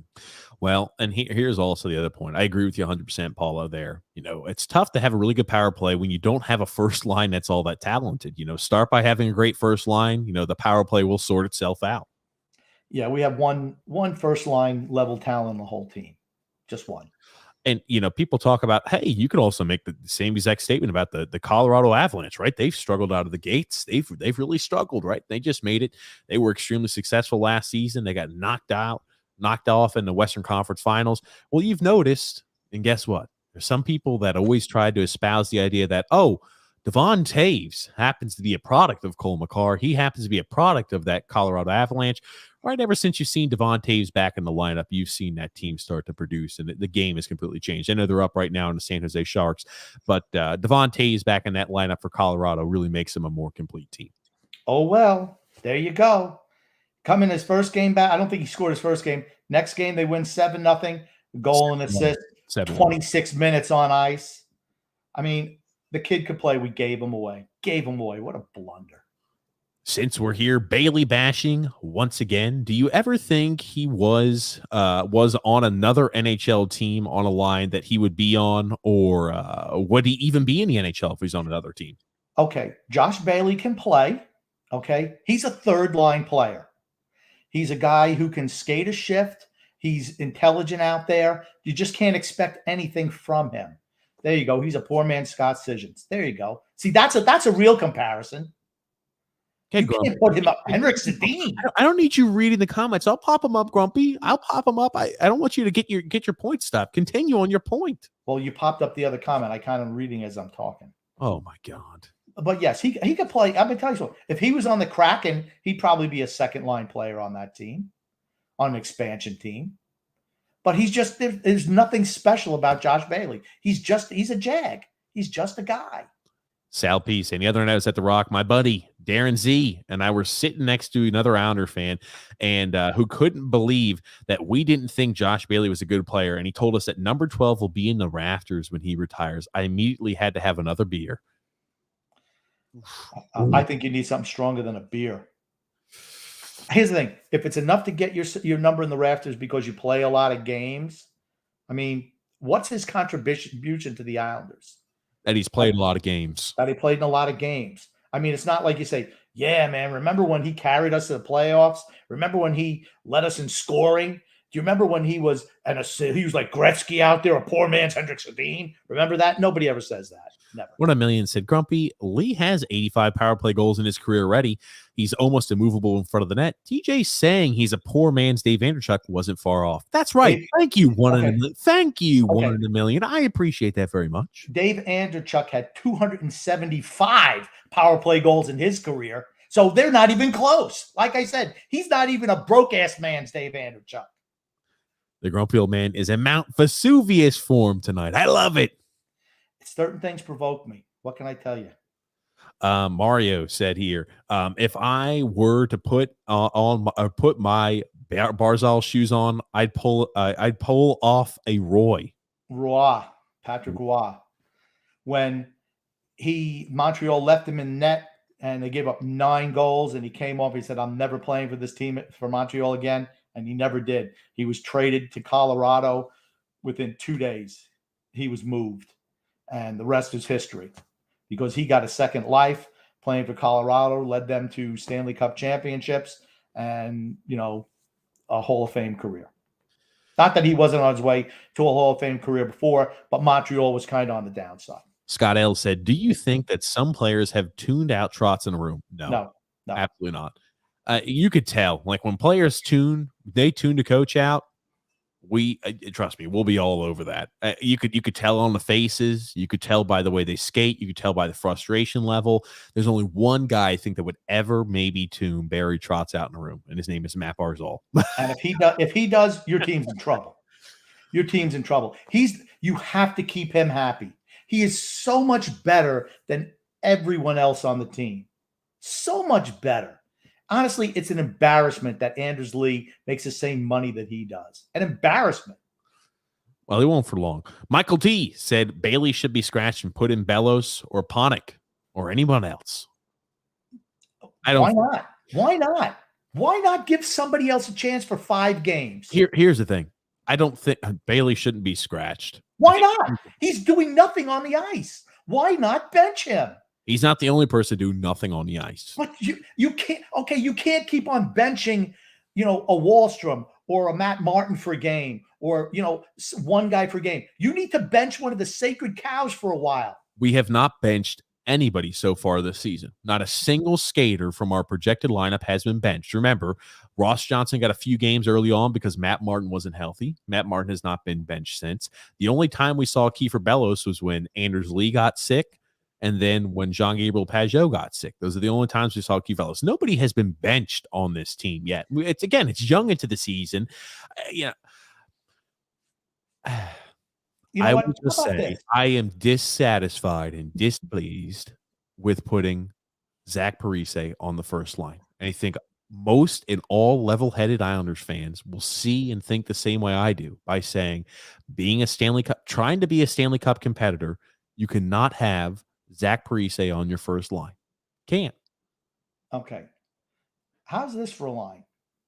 You move Anders Lee down to the second line. You put Kiefer Bellows at the left wing. You put Parise on the right wing. Bench Josh Bailey. Why don't you try that for a change? Slide Beauvillier over to the right wing on the second line. Move Palmieri down to the third line. You want to shake it up? Shake it up. Actually shake it up. Not one piece. Not moving one piece. He thinks moving one piece is shaking it up. You want to shake it up? You want to tell the guys that you're disappointed in their play? You shake them all up. That's what you do. You don't move one guy all the time. Well, he doesn't like to upset too many lines. Tough shit. Shake the team up. If you're unhappy with the performance, you let them know by shaking up and you take away ice time. That's how you get people to perform. A shake it off, Grumpy, like Taylor Swift would say. Shake it up. Shake it up. Nick D said, Grump, You're dead on tonight. Keep preaching reality and truth. Thanks, Grumpy. And then Nikki also saying that's the old. I like it, Nikki, that you're able to pull that out of the archive there, that old image. I can't believe it that Parise might play on the first line. Maybe Lou should bench Barry for a few games. Sometimes I feel that I'm just a voice in the one intelligent voice in the wilderness, because eventually you'll see everything comes around to what I said. Everything, not some things, everything. People starting to realize now, geez, the stupid old man has been saying this for a long time. It's coming to fruition. Why have I not listened before? We need to listen to this podcast. Why? Because he's predicting the future. The future is upon us. It's now. Policy said TJ not even close. Lee would be on the first line on most teams. I disagree. I don't consider him a first line player. And then Drew L said, our first line is about to be so damn slow. I feel for Barzal. How do you think it makes Matt Barzal feel? I know they don't even consider what he thinks, but they should. They should. At some point in time, you got to say, Matt, hey, we know you're not part of the decisions. What would you like? What could make you a better player? Is there something that we can do to make you better, or you feel like you can elevate your game even more? And I guarantee he's not going to say, put Leo Komarov on the first line or put Zach Parise on the first line. I think Matt S. is a perfect example, right? I would be fine. I would be happy with Palmieri back on the first line as opposed to Zach Parise. I just don't get the Zach Parise item on the first line. I don't get it. I'm struggling with it. Drew S. said, are we starting to understand now why some of us fans aren't confident that this team can make the playoffs when Barry makes lineup adjustments like this?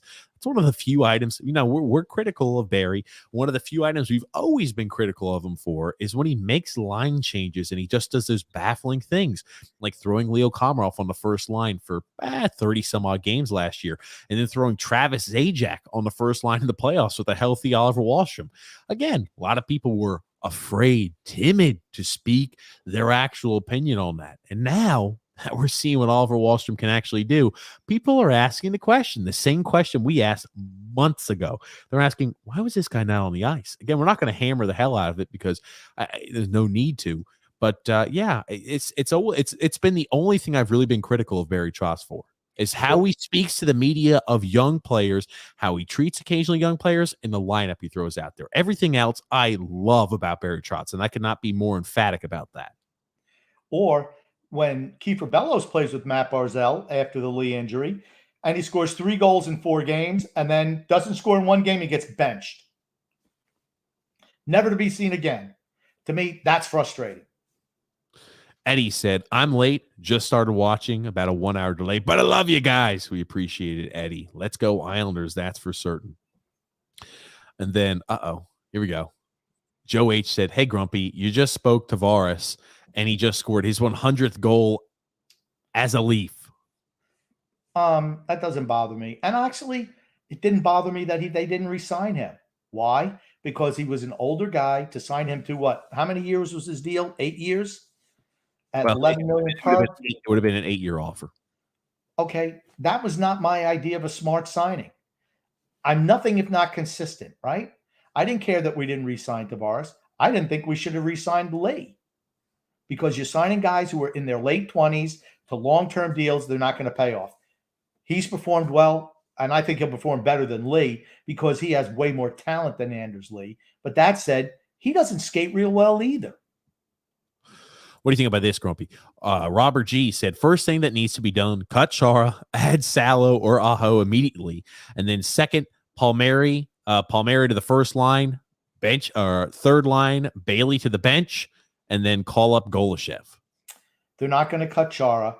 I think that they should play Aho immediately with Scott Mayfield right away and sit Chara. You want to send a message, sorry, Chara, you're not skating. Or Andy, well, it's got to be Andy Green is better than Chara at this stage. I'm not a big fan of Palmieri on the first line. Okay, it works a little bit. But Bailey is going to be on the third line. I wouldn't mind benching him. Golashev's never going to get a shot with this team. You're going to see, here's another prediction from the grumpy old man. Golashev, this will be his one and only year with the Islanders in Bridgeport. He's going to go back to Russia after this year because he's never going to get a shot with the big team. Okay. Gotcha. Bold prediction by Grumpy. Rich A said this team needs some Billy Bean Pena action or Pena. Didn't have the tilde on the end or the A. Well, I don't think it's awful type to put that in there. In a Wadatutu Sai says 100% the players are way too comfortable with their spots on this team. I've been saying that for years. Grumpy's alter ego says Parise would probably not even play on the first line in Arizona. He would not be on the first line in Arizona. He would not be on the first line on any team. Yeah, Michael T just agreeing. Yeah, Grumpy, sit the players that aren't producing. Jim P said 1 goal from our defense with no power play quarterback. That can't continue. Salo is coming up sooner than later. See, I'd like to think that too, but when I see them utilizing Zach Parise on the first line, promoting Zach Parise, and Zach Parise hasn't played extreme. He's not like it's not like when I'm looking at the play out there on the ice, I'm saying, holy shit, Zach Parise has been blowing me away. He needs to be on the first line. That's not what I'm seeing from Zach Parise, and he gets elevated to the first line. That makes me question, hey, will Salo get a shot unless there's some sort of injury? It makes no sense because he doesn't want to upset the apple cart too much. Where can you put Josh Bailey? Because he admits it. I don't like shaking up the lines too much. Well, if your lines aren't producing, what does it matter if you break them up and put a whole bunch of guys in different combinations? You might actually catch lightning in a bottle instead of being so conservative all the time. Take a chance, Barry. Take a chance on greatness. Just give it a shot once. Shooters Puck Hockey said, not gonna lie, starting to get fed up with Trotz and all of his praise. He just favors the vets and makes no lineup changes. Like, come on, seriously. If you put Parise on the first line, what's wrong with you? I mean, that's what he does. And then Drew L saying, I'll be at the game when they face off against the Panthers again. I'm not going to get my hopes up that high, though, if Zach freaking Parise is going to be on the first line and Aho isn't playing. I don't think you're going to see Aho playing. I'd love to see him play. I would love to. I just don't think you're going to see it. Eddie said once we gave up that shorty, he knew we were done. It was the second goal, the one that they got at the end of the second period, that I knew they were finished. The one that just kind of bounced off the hip of the Devil player, wasn't even on net and goes into the goal. That's when I knew it was over for the night. Mm-hmm. Yeah, I was about to say that was you knew the luck just wasn't, the puck luck wasn't on our side. What a film said. This is a great show, guys. Thanks there. He said, I think a lot of fans are frustrated with our line choices. I hope Barry figures it out. Otherwise, we're all going to turn into grumpy old men. Believe me, you don't want to live your life like that. It's not good. Oh man. And then Drew S said, it's funny to see the reaction I get from Islanders fan groups when they try to tell them that Barzal probably won't re-sign with this team. This fan base is snowed by the cartel and the Barry and Lou idolization. It's because they've been losing for so long. They're used to. All right, here's the thing. I don't have any of these accounts. What the heck do I know? But mostly they're young people who have these accounts, right? Certainly people who are not in their 60s. And they're used to seeing the Islanders be losers. So it's real easy. Well, geez, we've been losers forever and ever and ever. These guys come in, we make the playoffs every year. You know, we have to believe in them. I'm not saying he won't re-sign with them. I'm just saying that, you know what? You can't let it be another Tavares thing. You got to make sure you get him signed and sign him to a long-term deal. If he doesn't do it, you move on and go into full rebuild mode. Full rebuild at that point in time. Let me ask you this, Grump, because I'm going to depart with you, but I'm going to ask you a question that should give you a topic to talk about, Grump. Okay. Do you think you are going to see, he talks about any type of like mix up, right? Oliver Wahlstrom had that poor play on the defensive side of the puck. If we don't see constant production and constant goals for Oliver Wahlstrom. Do you think his spot this season could ever be in jeopardy? In my opinion, it never should be. But when I see items like Parise getting elevated to the first line, and he'll, again, if we're not scoring goals, he's going to look to shake things up. Do you think ever Oliver Wahlstrom's position and Oliver Wahlstrom's ice time will ever be in jeopardy here this season, if that's the case? I think it would be mind-numbingly dumb, but these are also the same exact ideas that we went ahead and did this or did in the playoffs, where we sat him in items where we need to score goals, and we won't elevate his ice time despite desperately needing goals, and he's being one of the constant producers of goals. I'll be right back, Grump. Okay. I think the fact that he made that defensive mistake along with the other 5 guys on that power play chance, he's the one who singled out, though. I think that maybe cost him a chance, because what's the only thing that Barry cares about? He doesn't care if we score goals as long as we're defensively responsible. And, the cause and effect of, us making a bad play on the defensive end. He wasn't the only one. You had 4 guys in the corner, and you had Nelson leaving the zone, and that cost him that goal. It should not have any effect on it. If anything, I think elevating Wahlstrom is the way to go, not punishing him. I don't think that it will cost him his spot on the team. It shouldn't. He's the most natural goal scorer that we have. That said, I could see him getting his minutes cut. The fact that he's not even considered for promotion to the first line when that's desperately what the first line needs is kind of dumbfounding to me, honestly. Why would you not give him a chance? But that's Barry Trotz in a nutshell. I'm not giving the young guy a chance. The young guy has to be so much better for me to even remotely trust him that I'm going to give him that chance. It's not going to happen this year. To me, and once again, as a young player, how do you feel? He knows he's a better player than Zach Parise. Way better. There's no comparison between the two. That line, the third line's playing great. That's because of the interaction between Pajot and Wahlstrom. When Pajot's not skating well, that line doesn't do anything. Why? Because he's the creator on that line. Wahlstrom would be great with Barzal. Great with him. But I don't think we're ever going to see that shot. And think about Wahlstrom. I thought you brought up a good point. Think about Wahlstrom's point of view here, too. He's a guy who, if he's thinking to himself, all righty, I'm scoring goals. Our team needs to score some goals. I want to get some ice time. Well, I'm a top 6 guy. I need to be getting some more ice time and primo opportunities. I'm ready to be, with a facilitator like a Matt Barzal. And you see a guy, your line mate, who doesn't put the puck in the net, doesn't produce much offense, is 37 years old, right? You might say, oh, Oliver Wahlstrom's not a great skater. He's a better skater or a similar skater to Zach Parise at this time period. And you see the 37-year-old left wing vet getting thrown into the right wing position, off wing, by the way. You just kind of think to yourself, I'm like, shit. They don't think I'm ready. That's what you think, right? They don't think I'm ready. Or I know I'm a better player than him. Why am I not getting a shot? And I don't think there's anything wrong. He should go into Trotz's office like, yo, bro, I got 5 freaking goals playing on a third line. This guy's got 0. He had 2 garbage assists against Montreal. Okay? That's when Brock Nelson scored, 4 goals?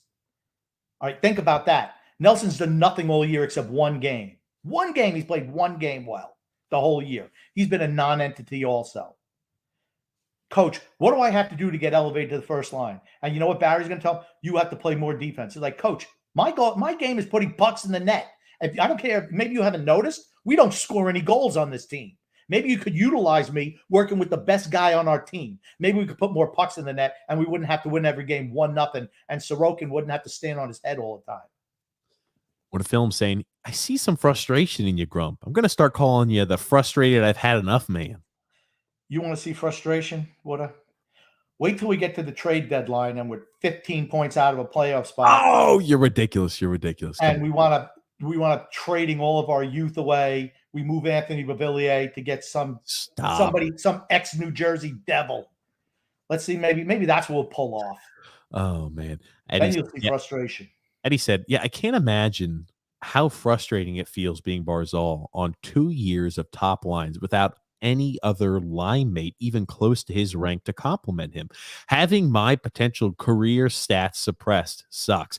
Well, here's the thing. I think you'll hear, right? If he's ever asked a question about that, he's going to say, "Oh, I don't care about teams. I don't care about individual stats. I care about team success. I care about winning a Stanley Cup. That's always most important to me." I'm gonna let you know something. Even when they ask Connor McDavid that, he'll say the same shit. Oh, I don't care about individual stats and accolades. All I care about is the team success. Guess what? A little bit deep down inside, people might not want to believe this. They all care a little bit about how many points they're producing, because guess what? When you produce points and you score goals, that's how you get paid. So he wants to produce points and score goals because he wants to get paid. I'm going to say it again. Here's another one of the grumpy old man talking points. Why would a high-scoring winger want to come to the New York Islanders, where they have to subjugate their game and not score goals anymore because it's not important to them? Why? Why would anyone actually sign on for that? You know what? How would this be? Matt Barzal leaves for free agency, goes somewhere and says, I want to play with somebody who's a contender. Oh, how would that be? He would never say that. Okay, he would never say that. John Tavares said that, and it's come back to shit all over his face. I'm just saying that if he said that, he'd be vilified by the Islander fans, but I wouldn't blame him at all. I'd laugh at him. Are you kidding me? The Islanders are a contender. No, we're not. And guess no, we're not. Okay, no, we're not. John no, Tavares we're dead last. We're dead last in the Metro. Dead last at the Metro. We've got games in hand. Last. We got games in hands, Grump. I want you to relax. I want you to relax. Thomas Bach said, yeah, look at the bright side. We still have our first round draft pick this year. Well, Thomas, I can promise you we're going to be trading that away at the trade deadline. So you're saying if that pick is a top 10 pick, we should deal it at the deadline to chase a potential, maybe if we get lucky, playoff spot? Is that what you're saying? Move the mic closer to you, Grump, please. It doesn't get any closer than that. You can't move that. You can't move your stand closer to you, buddy. I can put it right here like this. How's that? Oh, look at that grumpy ASMR. No, you. That's. I just want it closer to you, Grump. That's as close as it gets. It doesn't get any closer than that. Mario said, "I disagree with you, TJ. Barzal looked like he tuned out Trotz last season." I could imagine Barzal getting frustrated with Trotz at times, particularly when he gets benched, when he sees other guys have way worse infractions, and he's the one who has to pay for it. I could see that being frustrating. Yeah, I tell you, I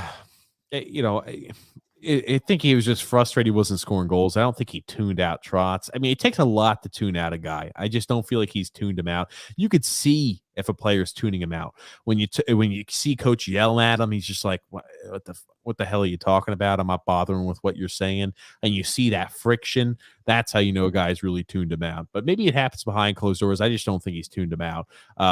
Yeah, and Eddie also saying, I do think there must be a coaching problem for the power play. There's no reason we should be this appalling. We're not talented enough. We're not talented enough. You have one guy on the whole team, maybe two. I'll throw Walsman in there, who I would consider power play guys. Nick D said, freaking right, Grumpy. I blame Trotz for last year's loss. Keep reaching, Grump. I love it. That's the truth. Oh, he didn't make the necessary changes he needed to make. I think you're making huge bounds and leaps there with assumptions. Just keep drinking that Lou lemonade. It's darker in the morning than it is later in the day. Go ahead. Okay, you're not. If you listen to me, I know you want to go ahead and try to perpetrate that as a nice little catchphrase, but I'm going to hit this with you again. I think you're making huge bounds and leaps. That if you think simply substituting Travis Zajac for Oliver Wahlstrom would have completely changed the outcome of that series. I'm saying it would have helped. I don't think it changes the outcome of the series, though. Okay, you lost the series by 1 goal. You refused.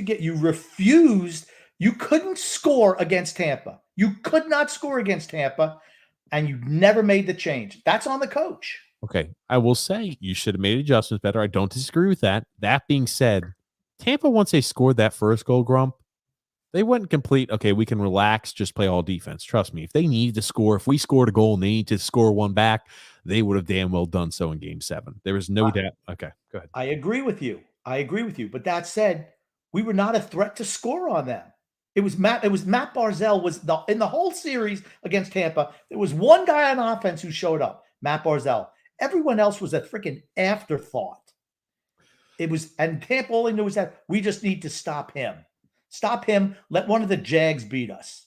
Do you guys remember? And I think this is now we got here a comment here from Joel saying, "But damn, I miss Nick Leddy and Devon Toews." Well, definitely miss Devon Toews. But you remember this offseason, I threw out the idea. I said, I think Nicoletti's lazy, and I talked about all of his flaws, but I asked the question to Islander fans. I said, do you think we have hatred towards Letty? Because he didn't look good in the playoffs at all. He looked abominable.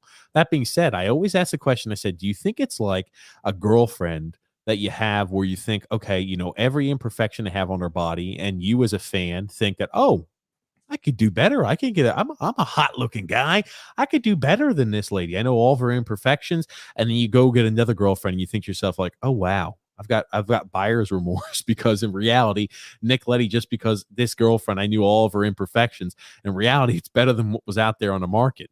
And she was more valuable than I actually thought she was. So I always wondered if we were going to have a situation like that when we replaced Nick Letty with Zdeno Chara. It was never a recipe for success. I didn't have a problem losing. It drove me crazy they lost Devon Taves because they didn't have to. It was a lazy move. It wasn't a proactive move by Lou Lamoriello. Barry Trotz loved Nicoletti. That's why they kept Nicoletti over Devon Taves. That's who they should have moved. Well, we couldn't get as much like we got for Devon Taves. What does it matter? You don't use any of the picks anyway. You keep the younger guy. They chose not to. I wasn't upset that they lost Nicoletti. What I was upset was they did nothing to rectify the situation of losing him by getting a better player. They didn't do it. Now you're seeing the ramifications of that.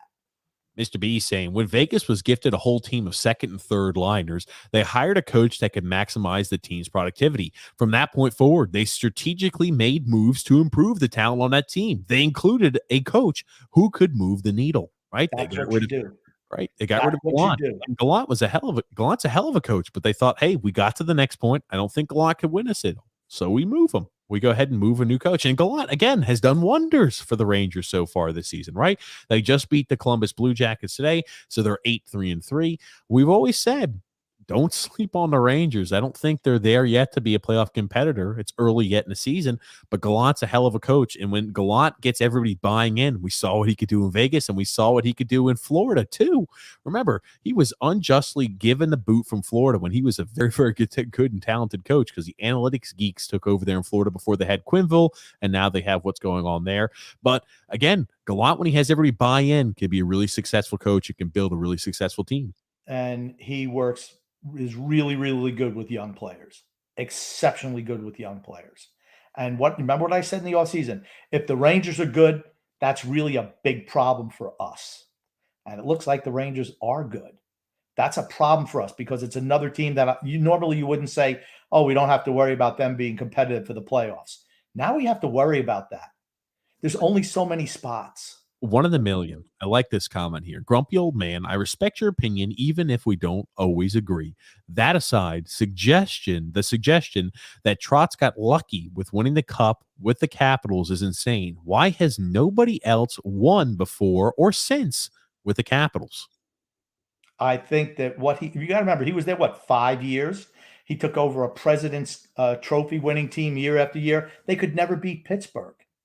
He got outcoached by Mike Sullivan every single year. It wasn't until the last year Ovechkin had full buy-in that 1 year. I think he wanted to win the cup, and that's what propelled them. I think they benefited. You got to remember, they came back from, I think, 2-0 down against Columbus, and the same thing with Pittsburgh. And they wound up playing Vegas in the championship round. And kudos to them. But the biggest thing for me is you never saw Washington make an attempt to keep him when his contract was up. They said, see you later. To me, that speaks volumes. I'm glad he's here. Think about what we had before. That's saying I think he's a really, really good regular season coach, but not a good playoff coach. And no one's won there before because they just are what they are. They are what they are. I think they're an amalgamation of talent. And he did bring them together for that 1 year. He did. So what are you saying here? Now, again, Todd Reardon, I always thought was the wrong answer in Washington, but I think this is a good point, right? If Peter Laviolette does not win a cup with them or to get them in the same direction of moving a cup, I think here's the thing. The only thing you can ever attribute and say, if you ever were to propagate this idea of Trotz being lucky, the only thing you could say is Trotz was fantastic, or he got the one year they bought in, they won. They wasted 2 more productive years of Nicholas Backstrom, of your John Carlsons, of your Alexander Ovechkins with a miserable coach in Todd Reardon, and Peter Laviolette inherited a team that was on the downside. That's the only way you can ever, I think, justify maybe that being the case. And they're an older team too. So would it surprise me if they don't win a cup again? Nope, wouldn't surprise me at all. I think they're a better team under Laviolette than they were under Reardon. I mean, I think it takes. I remember last year was it was a tough year, right? I mean, everybody was struggling. I think Washington included. How are they playing this year? They're looking pretty good. So yeah, that's the only way I could think. But I think that's a good point that 1 in a million brought up. I think it's something to monitor whether Peter Laviolette can get the job done there or not. Drew S said, "Why would Barzal stay with a team that puts the likes of Komarov, Josh Bailey, and Zach Parise on the first line, and also add Travis Zajac in there? Passes away draft picks, bare cupboard there in the minors, and calls bringing in Chara playing top 4 now." Maybe you should ask John Tavares how he felt about it. I think they're very similar circumstances. Very similar. With the exception being that we're winning as a team now and we weren't winning back then. Well, I think we've got a legitimate coach. Yeah. Oh, for certain. For certain. And then Thomas Bach saying, "I have to agree with Grumpy. The talent may not be good enough." Again, it's important, ladies and gentlemen, to realize this team we're looking at now is not going to be the same team at or even slightly before the trade deadline. It's not. It is frustrating as hell to think short term we are going to have to watch Zach Parise on the first line. That is not a recipe for success. That is for certain. It's not. It's just not. Okay. That's all the response? Yeah.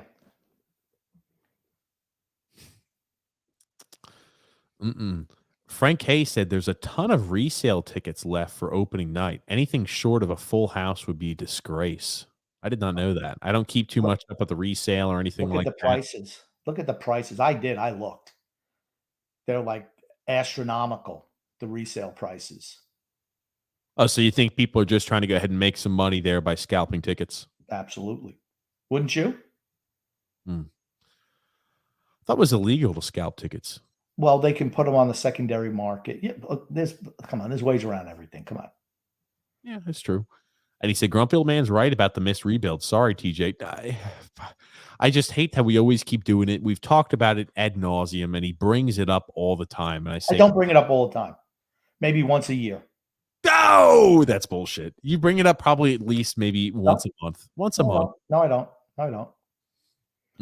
What we should have done from day one, I bring up once a year. Now, have you happened to see that again, like I've seen a whole bunch of it for UBS. They are apparently in full, like, hey, we need to work 24/7 in order to get everything completed here for the opening up of the arena. Have you seen that, Grumpy?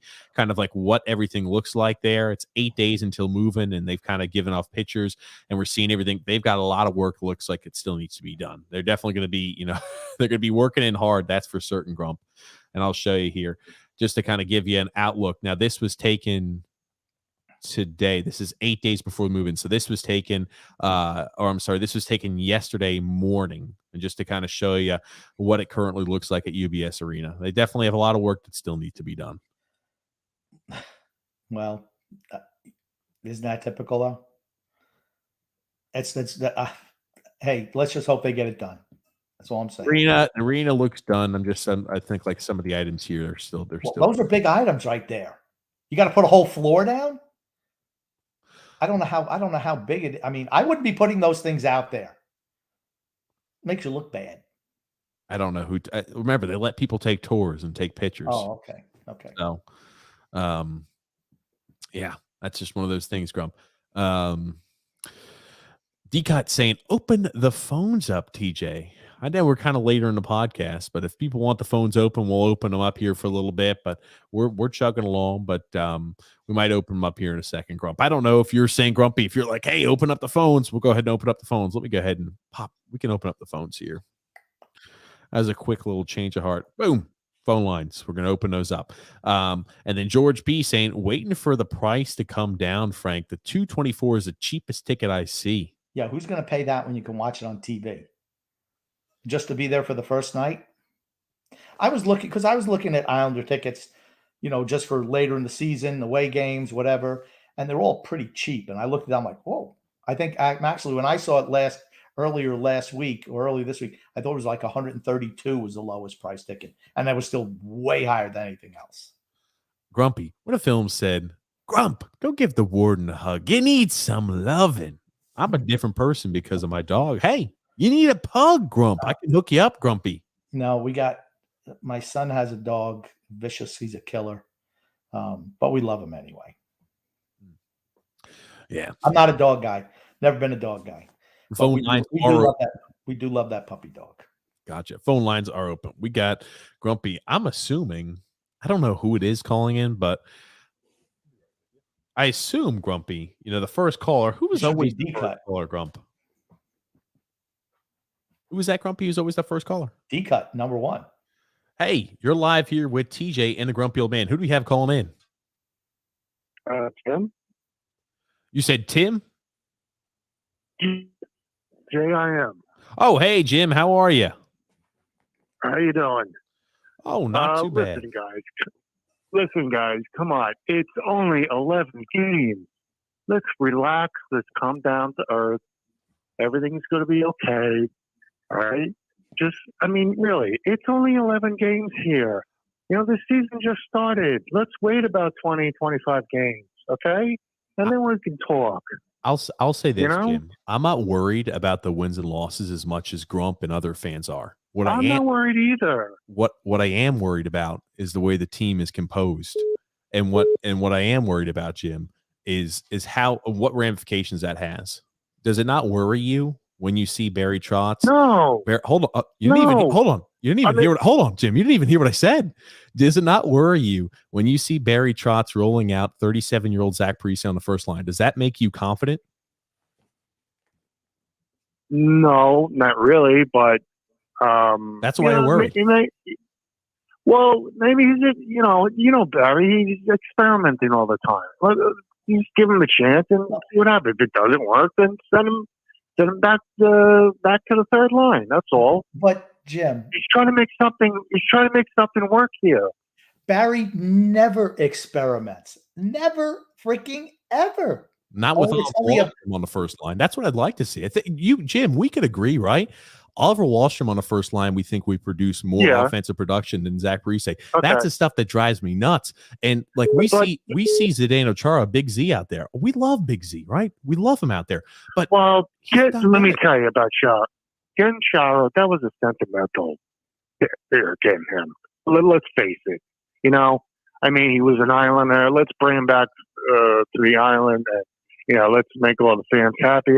Chara's stuck with it. Come on. You really thought you brought him back for his performance? We know he's over the hill. But he's playing top 4 minutes. He's a top 4 defenseman for your team. He plays with Ryan Pulock. He's a top 4 guy. That's the whole. I know. If you were alternating him with Green, okay. But he's a top 4 defenseman for our team right now. And here's the thing, Jim. I think if we address those needs, I think we will at the trade deadline. I think we're going to add a top 4 defenseman. I think we're going to add a top 6 forward.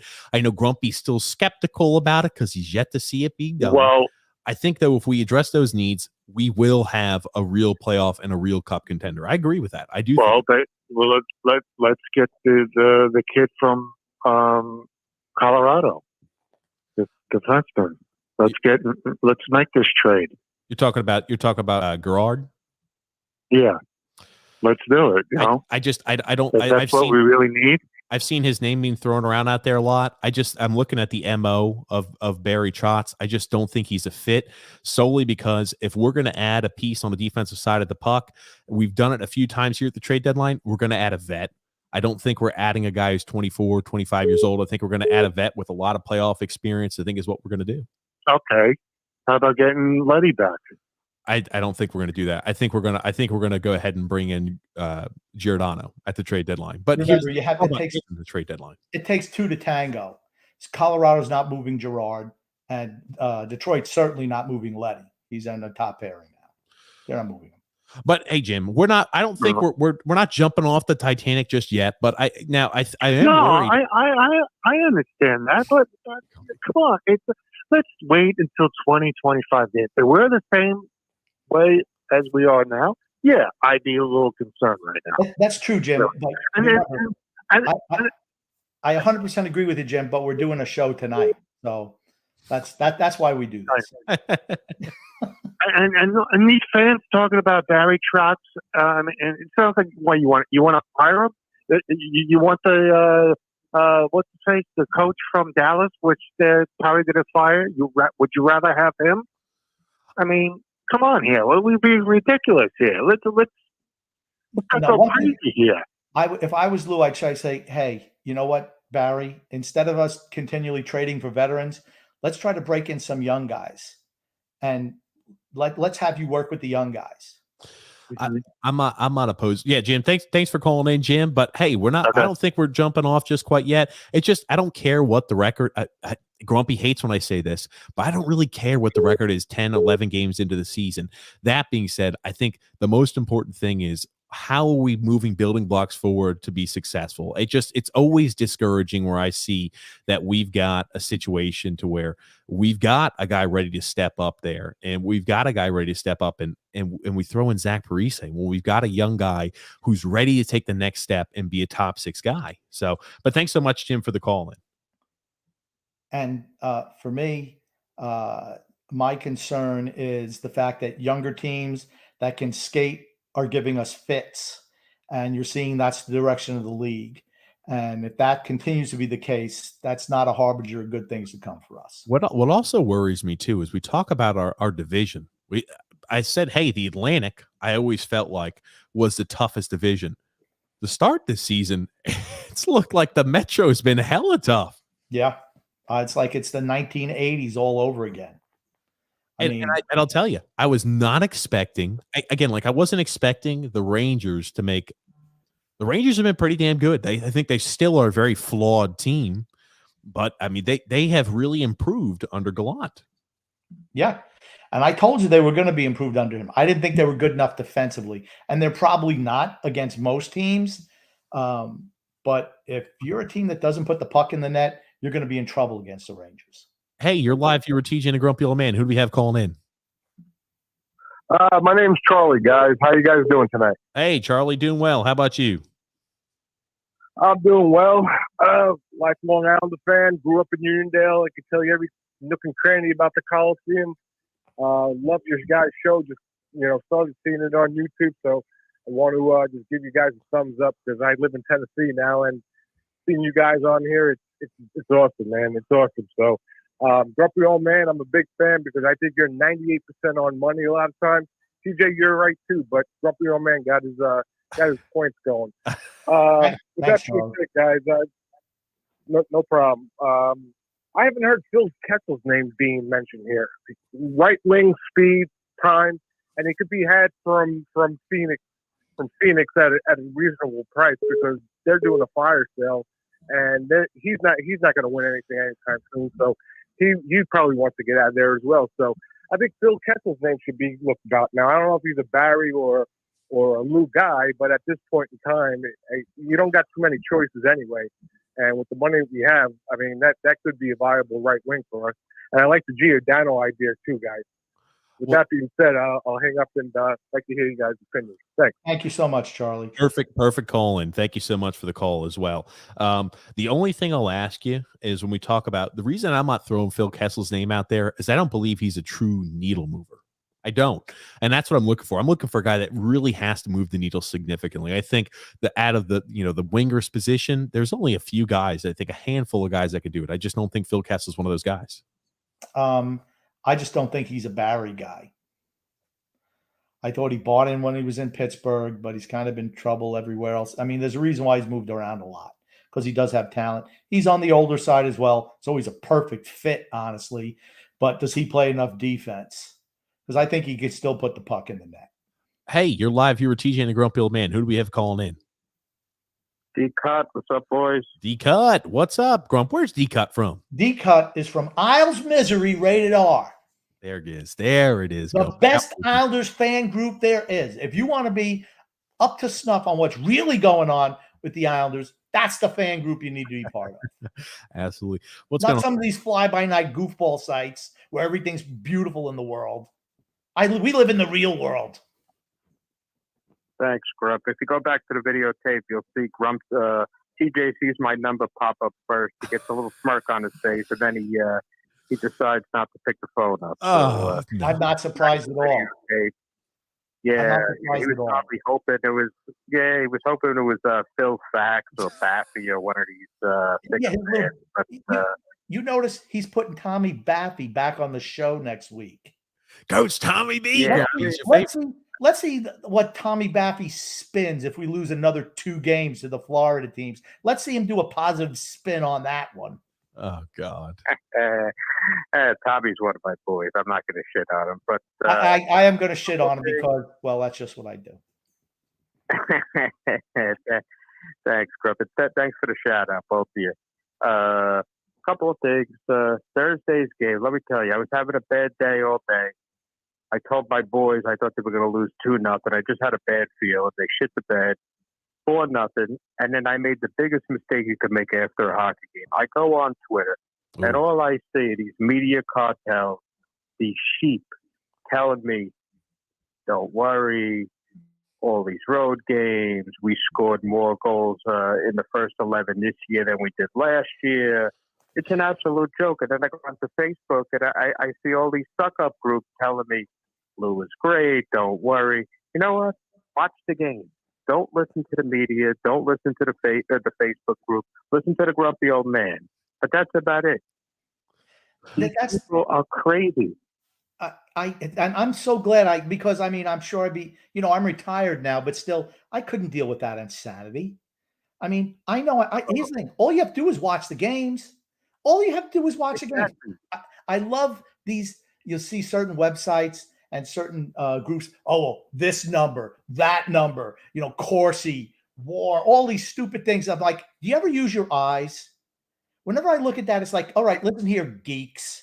You obviously never played, or you don't even know what the game is supposed to be about whenever you have to use stats that somebody rolls out for you. All you have to do is open your eyes and look what's happening on the ice. I can tell you who sucks and who doesn't just by watching. I don't need some number to back me up. 100%, Grump. And the worst part of it is that making the excuse that we're on the road for all these games. Before the Devil game, we were home. These guys were sleeping in their own beds for 3 straight days. They flew home Sunday night, Monday off, Tuesday off, Wednesday off, an hour trip to Jersey. There were no excuses on Thursday. They should have buried that team. I was so angry after that game. Thank God you didn't have a show. The FCC would have came down on you guys. I was furious after that game because that should have been a 5-1, 5-1, 4-1, or one of these 2-0 like the Winnipeg game. You just lock them down, take away their will. I mean, I was so angry. And to see all these people after the game tell me, a 35, 40 year Islander fan, how I should react about this road trip. You know what? Eat dirt, screw yourself. Thanks, guys. Great show. I try to call you next Saturday. I'm lucky enough that I'm going to the game, but I'll try to call you either from the game or if I get home, I'll call you. So thanks. Wonderful. For a great show. Thanks. All right, guys. Take it easy. And that's D-Cut, David Cutler from Isles Misery, Rated R. Great guy, great fan group. He's right. Don't be a lemming.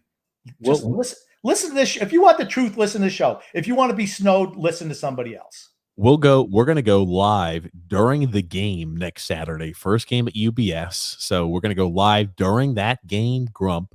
So what's going to happen is we'll go live. We'll be live all throughout the game. We'll probably, after the game's over, probably going to take like a 30-minute, hey, get our brains refreshed. Then we're going to jump on and go live after the game. So it's going to be Grumpy. I'm putting you to work, Grumpy, on next Saturday. George P. said, top 6 winger and top 4 defenseman. Where are you getting them? And what's going to be the cost? Well, hopefully we're going to get them on guys that have expiring deals is what I have to assume. The cost is going to be exorbitant. I'm saying we're probably going to have to trade away a first, second, a third this year, and maybe a second next year. I really honestly believe that. Okay. I do. I just think that's a mistake. if you have to trade that much for a team that's really probably a little bit on the way down from what our peak was, I just think it's a mistake in the long run. What a Tutosai says, am I alone with thinking that the fourth line is one of the most overrated lines I've ever seen? You know, maybe 3-4 years, 5-6 years ago, 7-8 years ago, it was fantastic.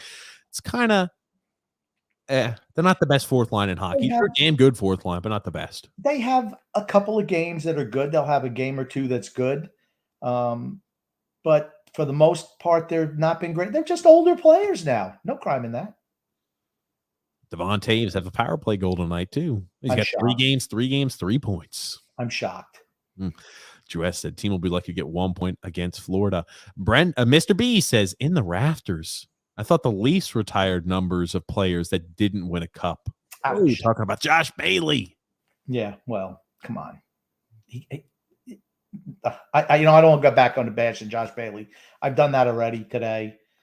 It's easy. It's low-hanging fruit. Paulo C said, I would put Bavillier and Palmieri with Barzal. Yes, Bailey should not be on the first or second line, but Lee is much too old and too dull on the first line to put him on the second line. I think if you put, Nelson's been underwhelming. He had the one game. Other than that, he's been underwhelming this year. I put that group back together. Bailey, Lee, and Nelson. No problem with that. What if films? They do deserve credit. I think for anybody who calls them number one, just as you said, they're not the best fourth line in hockey. I still think they're a damn good fourth line. And then let's move right along here. James F. said, guys, you're forgetting. It's only 11 games. Let's wait until around 20 to 25. That was probably Jim. Yeah. And then Dean M. says, Chara has to go. I don't think he has to go, but he can't play every night. He can't play every night. You play him, optimally once every 3 games. No problem with that. Jim P said, agree about Golashev. He'll be gone. They need to get rid of Bellows first. They've killed all trade value for Bellows. Killed it. It's something they do. John P saying, what a great shirt, Grumpy, man. Just saying. Still at the bar. What a great shirt. I don't know where he's eating, but it better be some swanky place if he's still at the bar. Hey, guess what? I haven't eaten dinner tonight, but I'm telling you, I'm building up an appetite. James F. also saying, how about putting Big Shaq on the first line? Can he skate? Couldn't hurt. I don't know how much they had to pay Shaq to go there, but good for him for going. I like Shaq. No. They didn't have to. He's putting a restaurant. There you go. I knew he wasn't just showing up just to be, hey, I'm Shaq. I'm going to show up here. All right. So he's got a restaurant. Good for him. I like Shaq. I really like him. I don't think he can skate though. Well, that's the thing, right? The Shaq appeared, Grump, but he's got his food area that's coming in, and they also are teaming up with fourth line. I forget it. I think Blue Line Deli. Sorry, Blue Line Deli there. The Posner's restaurant. That's a good name, Blue Line Deli. I like it. Yeah. They sell. Remember, we had the Blue Line Deli. I had some Blue Line Deli bagels. And Grump, I think you said you had some Blue Line Deli bagels when you were at the Carolina game way back in the day. I did. I just didn't remember the name of the deli. Good bagel, too. I like the name. I'm just saying I like the name. I like the blue and orange on the bagel. I'm a simple man. And then we also had a comment there. Drew L saying, if Ross Johnson were to be on this roster, Barry should use him like a Tanner Glass, a Zach Ronaldo, or somebody like that. And on top of it, those biggest guys get the biggest guy minus Chara. Chara has been a physical presence back there. Nobody's messing with us with Chara back there. What's the difference between Matt Martin and Ross Johnson? Nothing. I think they're interchangeable. I know some people don't like Ross Johnson. I like Ross Johnson. I know you fills facts and items like that. People don't like Ross Johnson. I like Ross Johnson. He never loses the battle along the boards.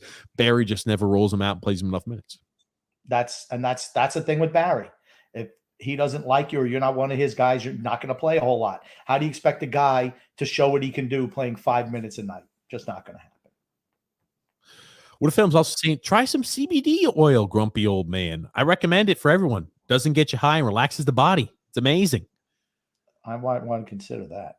Grump, I was about to say, your body's getting old, Grumpy. I tell you, I got to rub them on. I'll rub it on my knees. That much I will do. Get some CBD oil there on the knees. Doctor said I got some arthritis to the knee. I'm like, I'm I'm talking to you, Grump. I'm sure he is. Walking up and down the stairs in my house, it sounds like I got gravel in my knees. Jeff S. saying, perhaps it's time to insert Bellows and Golashev in the lineup. Why not? Why not? Why not? Why not roll the dice on somebody else instead of the same cast of characters? Why not? Yeah. Gotcha, Grumpy. And then Eddie also saying there, to be honest, if I was Barzal, there's no way in hell I'd re-sign with a team that stifles my potential and has won nothing. See, that's my concern with him. Is he going to view it as, you know what? This team's going to, you got to remember in 2 years, where's the team going to be in 2 years? I could see it happening. I'm not saying it will, but I could see it as a possibility. That's all I'm saying. And then what a Tusosai says, Wallstrom absolutely should have been in that Tampa, or Wallstrom absolutely should have been in that Tampa series instead of Komarov, period. Yeah. One of the two of them should have sat for him. Bring a different element to your team that couldn't score. 11 goals in 7 games is not enough. Hey, what if Film's got an idea too? Perhaps Barry Trotz just needs to go on EA Sports and to figure out what players and possibly have some generated lines there thrown his way, maybe to give him some ideas. Hey, I'm not opposed if it gets Zach Parise off the first line. Have at it. Is Zach Parise even in the game this year? Who knows? Oh no, he's on the game. He's on the game. Goodness gracious. And then Jeff S also saying here, Wallstrom should have been inserted into the lineup there, not in the place and in place there of Zajac, but in Komarov. Yeah, Komarov, I'll tell you. It makes you wonder. I just don't think it ever would have really made enough of a difference there to win the cup. I know you think differently though, Grump. It would have given us a better shot, and that's all you want is a better shot. We didn't have our best players on the ice at the end, period. Best players play. I want to ask on your opinion on this. Drew L says, I wouldn't count on the Rangers, Grumpy. They'll find a way to screw things up. They have a better coach. I'm not saying they're great. I don't think they're good enough defensively, but they're young up front, and man, can they put the puck in the net, and they're aggressive on the forecheck. Those are the teams that give us problems. I look at teams that give us problems. That's why the Devils gave us problems, because they're a fast team that's aggressive on the forecheck. Carolina, Florida, Tampa, Detroit when we play them. Those teams are going to give us problems. And I want to Society says, what the hell is going on? What the hell are we doing with Aho? He should be playing at this point. It's clear as day. Why not give him a shot? It's the fact that you won't even give him a chance. Let him play 5 games and see how he performs. What is wrong with that?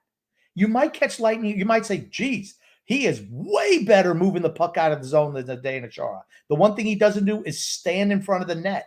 We can get that from anybody. I could go out there and stand in front of the net. I can't make any plays either. I could be Zdeno Chara right now. I'll tell you. And then what a Film's also saying there, I'm over the Eberle loss. Sure, I miss him, and he wanted to stay. Sad story. But he's got 11 points in 14 games, 8 goals. I'm happy for him. Well, because he's not played in this stifling, a system that stifles offense. It makes they say, Jordan Eberle, your job is to go out here and score as many goals as possible. We're going to try to go ahead and get you with some heavy forecheck. We want you to produce goals for us.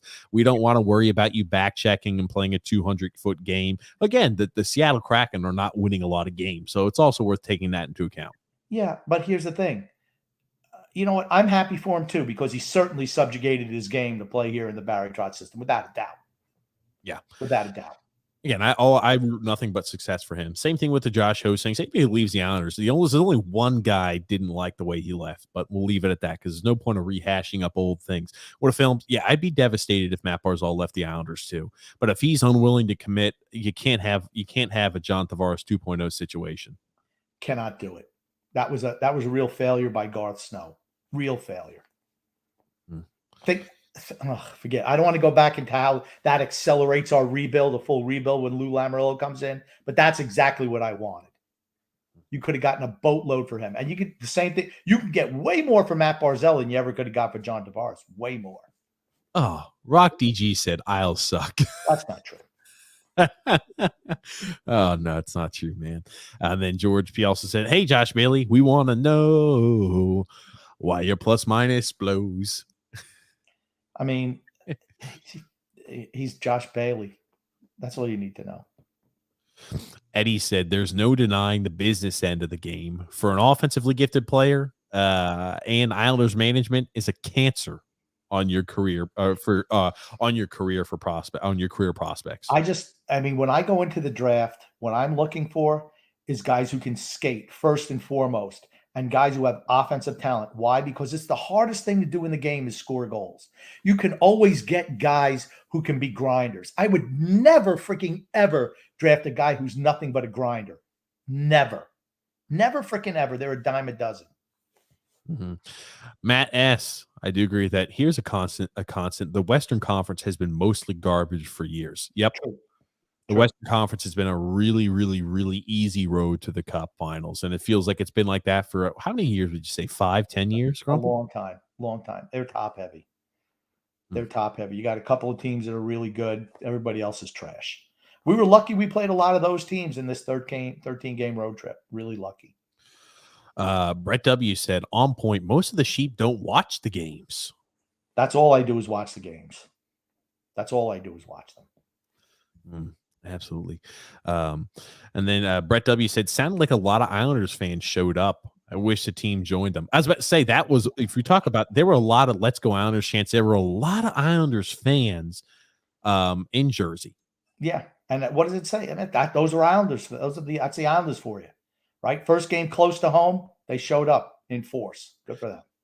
Thomas Bach says there's no way they should trade a first, second, and third. Please stop. Well, here's the thing. How much realistically? Because I think in an optimal scenario, if we're competing for a cup, I think going after a guy like Forsberg, if available, which I assume he will be available, going after a guy like Giordano, that's going to cost a lot. I mean, Giordano's at least going to be a second plus, and Forsberg's at least going to be a first. You think a guy making $8.5 million a year, 38 years old, on an expiring contract is worth more than a second?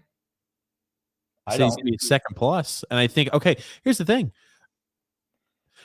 How many teams can take on that amount of salary who's a contender?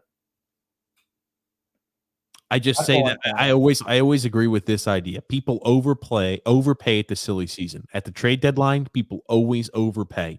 And the Islanders have never showed us that we don't overpay for every player we bring in at the trade deadline. As much as we like Jean-Gabriel Pageau, great Islander, great Warrior, we gave up a first and a third round pick for him. First and a second, not a first and a third. Even worse, I always say that. A first and a second for Jean-Gabriel Pageau, a third line center on our team. For Kyle Palmieri and washed up Travis Zajac, given they did retain half of the cap hit on both of those individuals, we gave up a first and a fourth. Think about that. A first and a fourth for a guy who's got 2 goals in his Islanders career, too. Nick D said, how can I listen to Isles Misery Rated R? I don't have a Facebook. What other podcast format? They don't have a podcast. They're just a group. Maybe they're on Twitter or something else. I'm not sure if Isles Misery Rated R has anything else, but I know they're a Facebook group at the moment. Not sure if they have anything else. I'm sure Dika. We are their de facto podcast. There it is. I like it. Paulo C said, I would worry losing to Minnesota, New Jersey, falling in last place in the division after 11 games. Do not forget, only 8 teams make the playoffs there for the Eastern Conference. Minnesota's playing well. The Devils game was a little, but how did the Devils beat us, right? They did like we do. They played back in their zone. They kept all the shots to the outside, and they counterattacked, but they did it with speed. Think about how many breakaways and 2-on-1s and odd man chances they had. I mean, Sorokin must have made 5 or 6 saves that any other goalie lets in. And that's not good for us. It's like if we don't score first and get up on a team, we're in trouble. That's what it seems like to me right now. You'll be happy to know, for those of you who might still be holding out, that the Islanders might be able to launch a move for Vladimir Tarasenko. Had another goal tonight against the Hurricanes. The Blues did lose against the Hurricanes, but so far 13 games in the regular season for Vladimir Tarasenko. He's got 6 goals and 7 assists. Do you remember everybody used to say, hey, the shoulder's not right. They didn't like the MRIs. Will he ever be able to score again? He struggled last year when he was still banged up and injured. Well, you don't like to hear it. You don't like to hear it. Who was adamantly didn't give two shits about what those people said? Who? Me. That's who. I told you. Roll the dice. A second-round pick and Samuel Bolduc for him. That's a freaking no-brainer. That's a missed opportunity by Lou Lamoriello. Hey, every time that the Tarasenko continues to tear up points and put up points, just think to yourself, what could have been? Watatudo Sai says Johnson, hands down, is better. That's the difference between Johnson has better hands. That's the difference between him and Martin. He's more physical as well. Just one last thing on the Tarasenko thing. For me, the whole point was when you have the doctor, you don't see doctors in the medical world coming out and commenting to sports sites on surgeries that they do on athletes. You don't see it. When the actual doctor, not the team doctor, comes out and says that, he's putting his reputation on the line. You don't see that. Doctors never do that. As somebody who worked in the medical industry, you don't see it. When he did that, that was enough for me. Absolutely. And then Isles44 said, I'd love to get Forsberg, but I don't think the Predators are trading him away. They already dumped Ellis and Arvidsson, which is a lot of their salary. They're 9-5-1. Well, that's the thing. See, if they're in competition for a playoff spot, he's not getting moved. And guess what? If he's not getting moved and Tarasenko's not getting moved, you look at a guy, you're looking really for a top line right winger. Who the hell are you looking at? I think that's a good point, Isles44. Yeah. I love the Conan. I was about to say that, the retro Conan the Barbarian.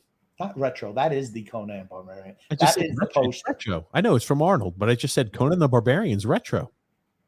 If he dies, he dies. Little goth boy Mike says, who do you got tonight? CM Punk or Eddie Kingston? Is CM Punk fighting? Like, is he still doing? He's MMA, I think now. He's going to get his ass kicked. I don't know who Eddie Kingston is, but CM Punk should not be fighting at that level at his age. Should not be. No. Eddie Kingston's a WWE wrestler. Oh, okay. Oh, if he's in WWE, I'm picking Punk all the way then. Okay, gotcha. I wasn't sure if he was still. I know he fought one MMA fight. You don't bring in CM Punk to lose to somebody like that, to elevate somebody like that. Their product is down. You got to get CM Punk in a high profile spot. Jewel said, there's only two things I disagree with Grumpy on. Trotz has been better than any Rangers coach in the last 5 or 7 years. And the second off, they can't play any defense, talking about the Rangers. Plus, overpaying guys like Jacob Trouba. Yeah, I'll tell you, they overpaid the hell out of Jacob Trouba. No doubt about that. Yeah, and Trouba has not paid off. Well, it's one thing. And I think Trotz is a better coach, certainly, than who they've had in the past. I think he's a better coach than Gallant, but Gallant is able to work with younger players where Barry has not shown the penchant to be able to do that. And then George P. I tell you, that I think could be the big problem. If you look at certain players might not be available at the trade deadline, right? If Nashville continues to win and they're putting up points, that is going to be bad news for our prospects to bring in a guy like a Philip Forsberg. That's for certain. Yeah, agreed. What? I agreed. If they're not available, I don't know who you're going to get. And then Manny M said, can we please stop with the second in Bolduc for Tarasenko? What credible source and info has this come from? Coach Tommy D? Coach Tommy B? Sounds like the Inquirer now. Well, here's the thing, Manny. I want you to listen on Wednesday because Coach Tommy B will be on the podcast and you can quiz him. He's the one who told us this. I'll tell you one thing. You talk about rumor sites and items like that. I trust Coach Tommy B. He's connected. He's, you look at certain people who are connected. They've got an inside tap. Nobody has an inside tap really on Lamoriello. But, we joke around about Tommy B being the late night janitor. I trust pretty much what he says that's pretty accurate. There were certain items where he gave me tips and info of this is going to happen. This trade's going to happen. That's going to happen. This is the free agent guy we've signed. This is for what we signed him for days before they were announced. So usually when I hear stuff like that from him, I'm not saying I take everything as gold but I tell you, he's pretty accurate with that stuff. And I'll say one other thing. The Islanders Inquirer is absolutely not connected to anyone. Brett W. said, is that confirmed that St. Louis wanted. Was that confirmed what St. Louis wanted for Tarasenko? Because yes, that's a blunder if Lou didn't go for it. They said they were trying to give up Josh Bailey, Thomas Hickey, and Kiefer Bellows for Vladimir Tarasenko. The St. Louis Blues wanted either a Samuel Bolduc or a Scott Mayfield to still fit in their compete now mode and a second-round pick. But they did not want to retain any of the cap hit on Tarasenko going the other way, which is what I heard was the big hang-up for the Islanders. The Islanders didn't want to have to – the Islanders wanted St. Louis also to retain some of the cap hit. And the Islanders countered with that weak-ass offer. Let's dump the garbage that we don't want onto you. I mean, would anybody take that, honestly? I mean, no. I mean, but you had a shot and you didn't take it. That's the way I look at it. James F. said, game plan on Monday and Tuesday games. Well, let's do this, Grumpy. Now, do you want to give a real game plan and I can give the Barry Trotz game plan, or you want to do the other way around? Just I'll let you take the game plan section today. Okay, I'll do the Barry Trotz. How you can say, we're going to have to score more goals than the other team. We're going to have to go ahead and make sure that, our defense, we're not making boneheaded mistakes. We got to make sure our defensive assignments, we're playing our roles, and we got to make sure as we're exiting through transition that we've got crisp passes, that we don't make unnecessary foolish turnovers. And we got to make sure when we have our offensive chances, we capitalize on those, because you look at that New Jersey game, we had some struggles. I mean, the puck wasn't going our way, but, opportunities we had, we weren't able to execute on. So it's just simple about, a few execution, a few bounces here or there. And I think that, it's a totally different story there in New Jersey. So, just playing our style, we're not worried. That's what you're going to hear from a Barry Trotz. What Grump? Okay. He just said we didn't have enough guys on the rope. We're going to come out and play better on Monday. I firmly believe that. We're going to come out and play better on Monday. I'm not saying we're going to beat Tampa, but you can expect a way better effort from everyone come Monday. Florida, we just don't match. Honestly, we don't match up with either one of those two teams. We can still get a win, though. You want to know, I want to mention something. You want to know something funny about the Three Amigos? We haven't mentioned them in all this podcast. And a quick little mention, the Three Amigos, and I'm not sure of how tonight's games may have affected this, but the Three Amigos have all played 12 to 13 games in the NHL, mind you, not the A. And again, the Three Amigos, for those who are new, who have not been longtime listeners of the podcast, are Philip Tomasino, Connor McMichael, and Arthur Kaliev, all guys the day after the draft that we said these are players that we missed on when selecting Simon Holmstrom. We even said going into the draft were guys that we wanted to target. That being said, all have at least 5 points in their 12 to 13 games of their NHL career so far, Grumpy. All in their young, budding career. It's funny, right? Hey, I'm not saying they're lighting the world on fire, but man, oh man, they're up there and they're producing at the NHL level already. When we've got guys on our team who are, playing in similar roles to these players who aren't even producing that amount. Zach Parise, how's he doing? He's top line guy, Grumpy. Mm-hmm. Film said he's a killer. Hilarious, Grump. Pugs aren't even a dog. They really aren't, Grump. I can hook you up with a 60-day return policy. Free dog, pay shipping. You're welcome. No dogs. The warden wants we want no dog, no more pets. We lost our cat a little while ago and we swore we're never getting it. It's just too heartbreaking, honestly. Drew L said, Grumpy, I even argue they're just overpaid. Adam Fox, even though he's really good, I just don't think he's proven enough yet to earn $9.5 million a season. I think, hey, it was a bold strategy for them. I think Adam Fox will be worth a contract of $9.5 million. Maybe he won't. You can consider this year, but he puts up points in droves. I don't think he's all that great defensively, but he's coming off the Norris Trophy, and you got him for $9.5 million for what, a 7 or 8 year deal. I think they made out like bandits on that one. I'm going to save my comments on comparison contracts between Pelican, Pulak, and guys like Fox for another time. But the one thing that Fox does, and you see all these guys who are making big money, they score. That's the difference between Pelican, Pulak, and any Islander defenseman. And I'm not saying that they couldn't score in another system, but in this system, they don't score, which keeps their value down. Okay. Adam Fox this season, 14 games so far for the Rangers, has 3 goals and 12 assists, 15 points. He'd lead the Rangers and he'd lead the Islanders in scoring. Yep. Yep. And then Islanders 44 said, I'm not saying it's impossible, but I'm not worried about Barzal leaving. By the way, he'll be a restricted free agent, not a UFA. This isn't a JT or LaFontaine missing the playoffs every year. That's true. 100% true. He's got one more year of restricted free agency left. But to me, if he's not willing to sign a long-term extension this offseason, I'm moving him, because you cannot lose him for nothing after a year. Cannot do it. Cannot happen. Brad C. said, seeing the Islanders' 50th is approaching. Has anyone heard of the team planning on anything? Top 50 Islanders of all time, for instance? I have not heard anything. That's right. That's right. Yeah, that's right. This should be the 50th year. Is it not the 50th year this year? 1971, right? It would be the 50th year then. Yeah, I'm surprised they haven't done anything like that. Probably for the first home game. Maybe is what he's thinking. I don't know. What a film saying, Grumpy, you've got great taste in clothes. You're a well-dressed man. TJ, great improvement. That's one too many buttons. My wife is a fan too. I got to put an extra button. I can. If that isn't TJ in a nutshell, he doesn't like what somebody's saying. So instead of him being a regular person, I'm going to go to the extreme. It's either all open or buttoned all the way up.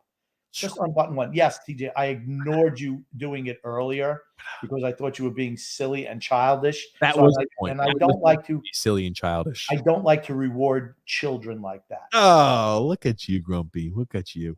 You know what? I kind of got used to having a button all the way up. I like that. Keeps me warm. Keeps me warm in a cold house, Grumpy. As you've got two shirts on, this is how I'm going to keep myself warm and combat the cold. Button it all the way up. James F. also saying, if they can't make trades, then bring up the kids. Who's in goal Monday and Tuesday? I think they're going to split. This is what you're going to see. You're definitely going to see Sorokin in the net on Monday. I promise you'll see Varlamov in the net on Tuesday. Varlamov usually plays pretty decent against Tampa. Yeah. If it's Tampa's the first game of the week. I'm sorry, Tampa. So you might see Varlamov then Sorokin. Yeah. Wasn't Varlamov in net for that 8-goal game? Honestly, I can't remember. I'm sure both goalies were in net. I think you'll see Sorokin and Varlamov. That's what I think it'll be. Okay. Frank K said next year. Came out in 1972. Why was I thinking it was 7? I don't know. I'm slipping. Brett W. said, I'm with you, Grumpy. If Barzal won't sign a multi-year contract, bye-bye, Barzy. Yeah, can't lose a guy like that to unrestricted free agent. Can't do it. Well, Grump, let me ask you this. We're towards the tail end here today. We've covered a lot of Islanders content, a lot of Islanders thoughts, a lot of opinions on how we're changing and mixing up the lines. Grump, let me ask you this. What else do you have to say here before we conclude our Islanders podcast for today? I just want to say love and laughter to everyone listening, even those who don't, from TJ and the Grumpy Old Man. Well, thank you so much, Grumpy, and thank you everybody who tuned in and listened to the podcast. Again, you guys are the lifeblood of this podcast. Interacting with you and the community of the fans and the listeners of the Islanders Never Say Die podcast is what keeps us going for certain. There's no doubt about it. So thank you so much, everybody, for tuning in, commenting, sharing your opinions and thoughts of what's going on, calling in. Again, that's also a big portion of this. Thank you so much, guys, for tuning in. Make sure if you're a new listener, subscribe to the channel. We'd love to have you back, and follow on Twitter and like on Facebook. Also, check out our other podcast where we talk sports and shoot the shit. That happens every single Thursday, 9 p.m. Eastern Standard Time, and every single Sunday, 8 p.m. Eastern Standard Time. So it happens tomorrow at 8 o'clock. You could find that in the link in the description below for TJ and the Grumpy Old Man. Well, thank you so much, and thank you again, Grumpy Old Man. My pleasure.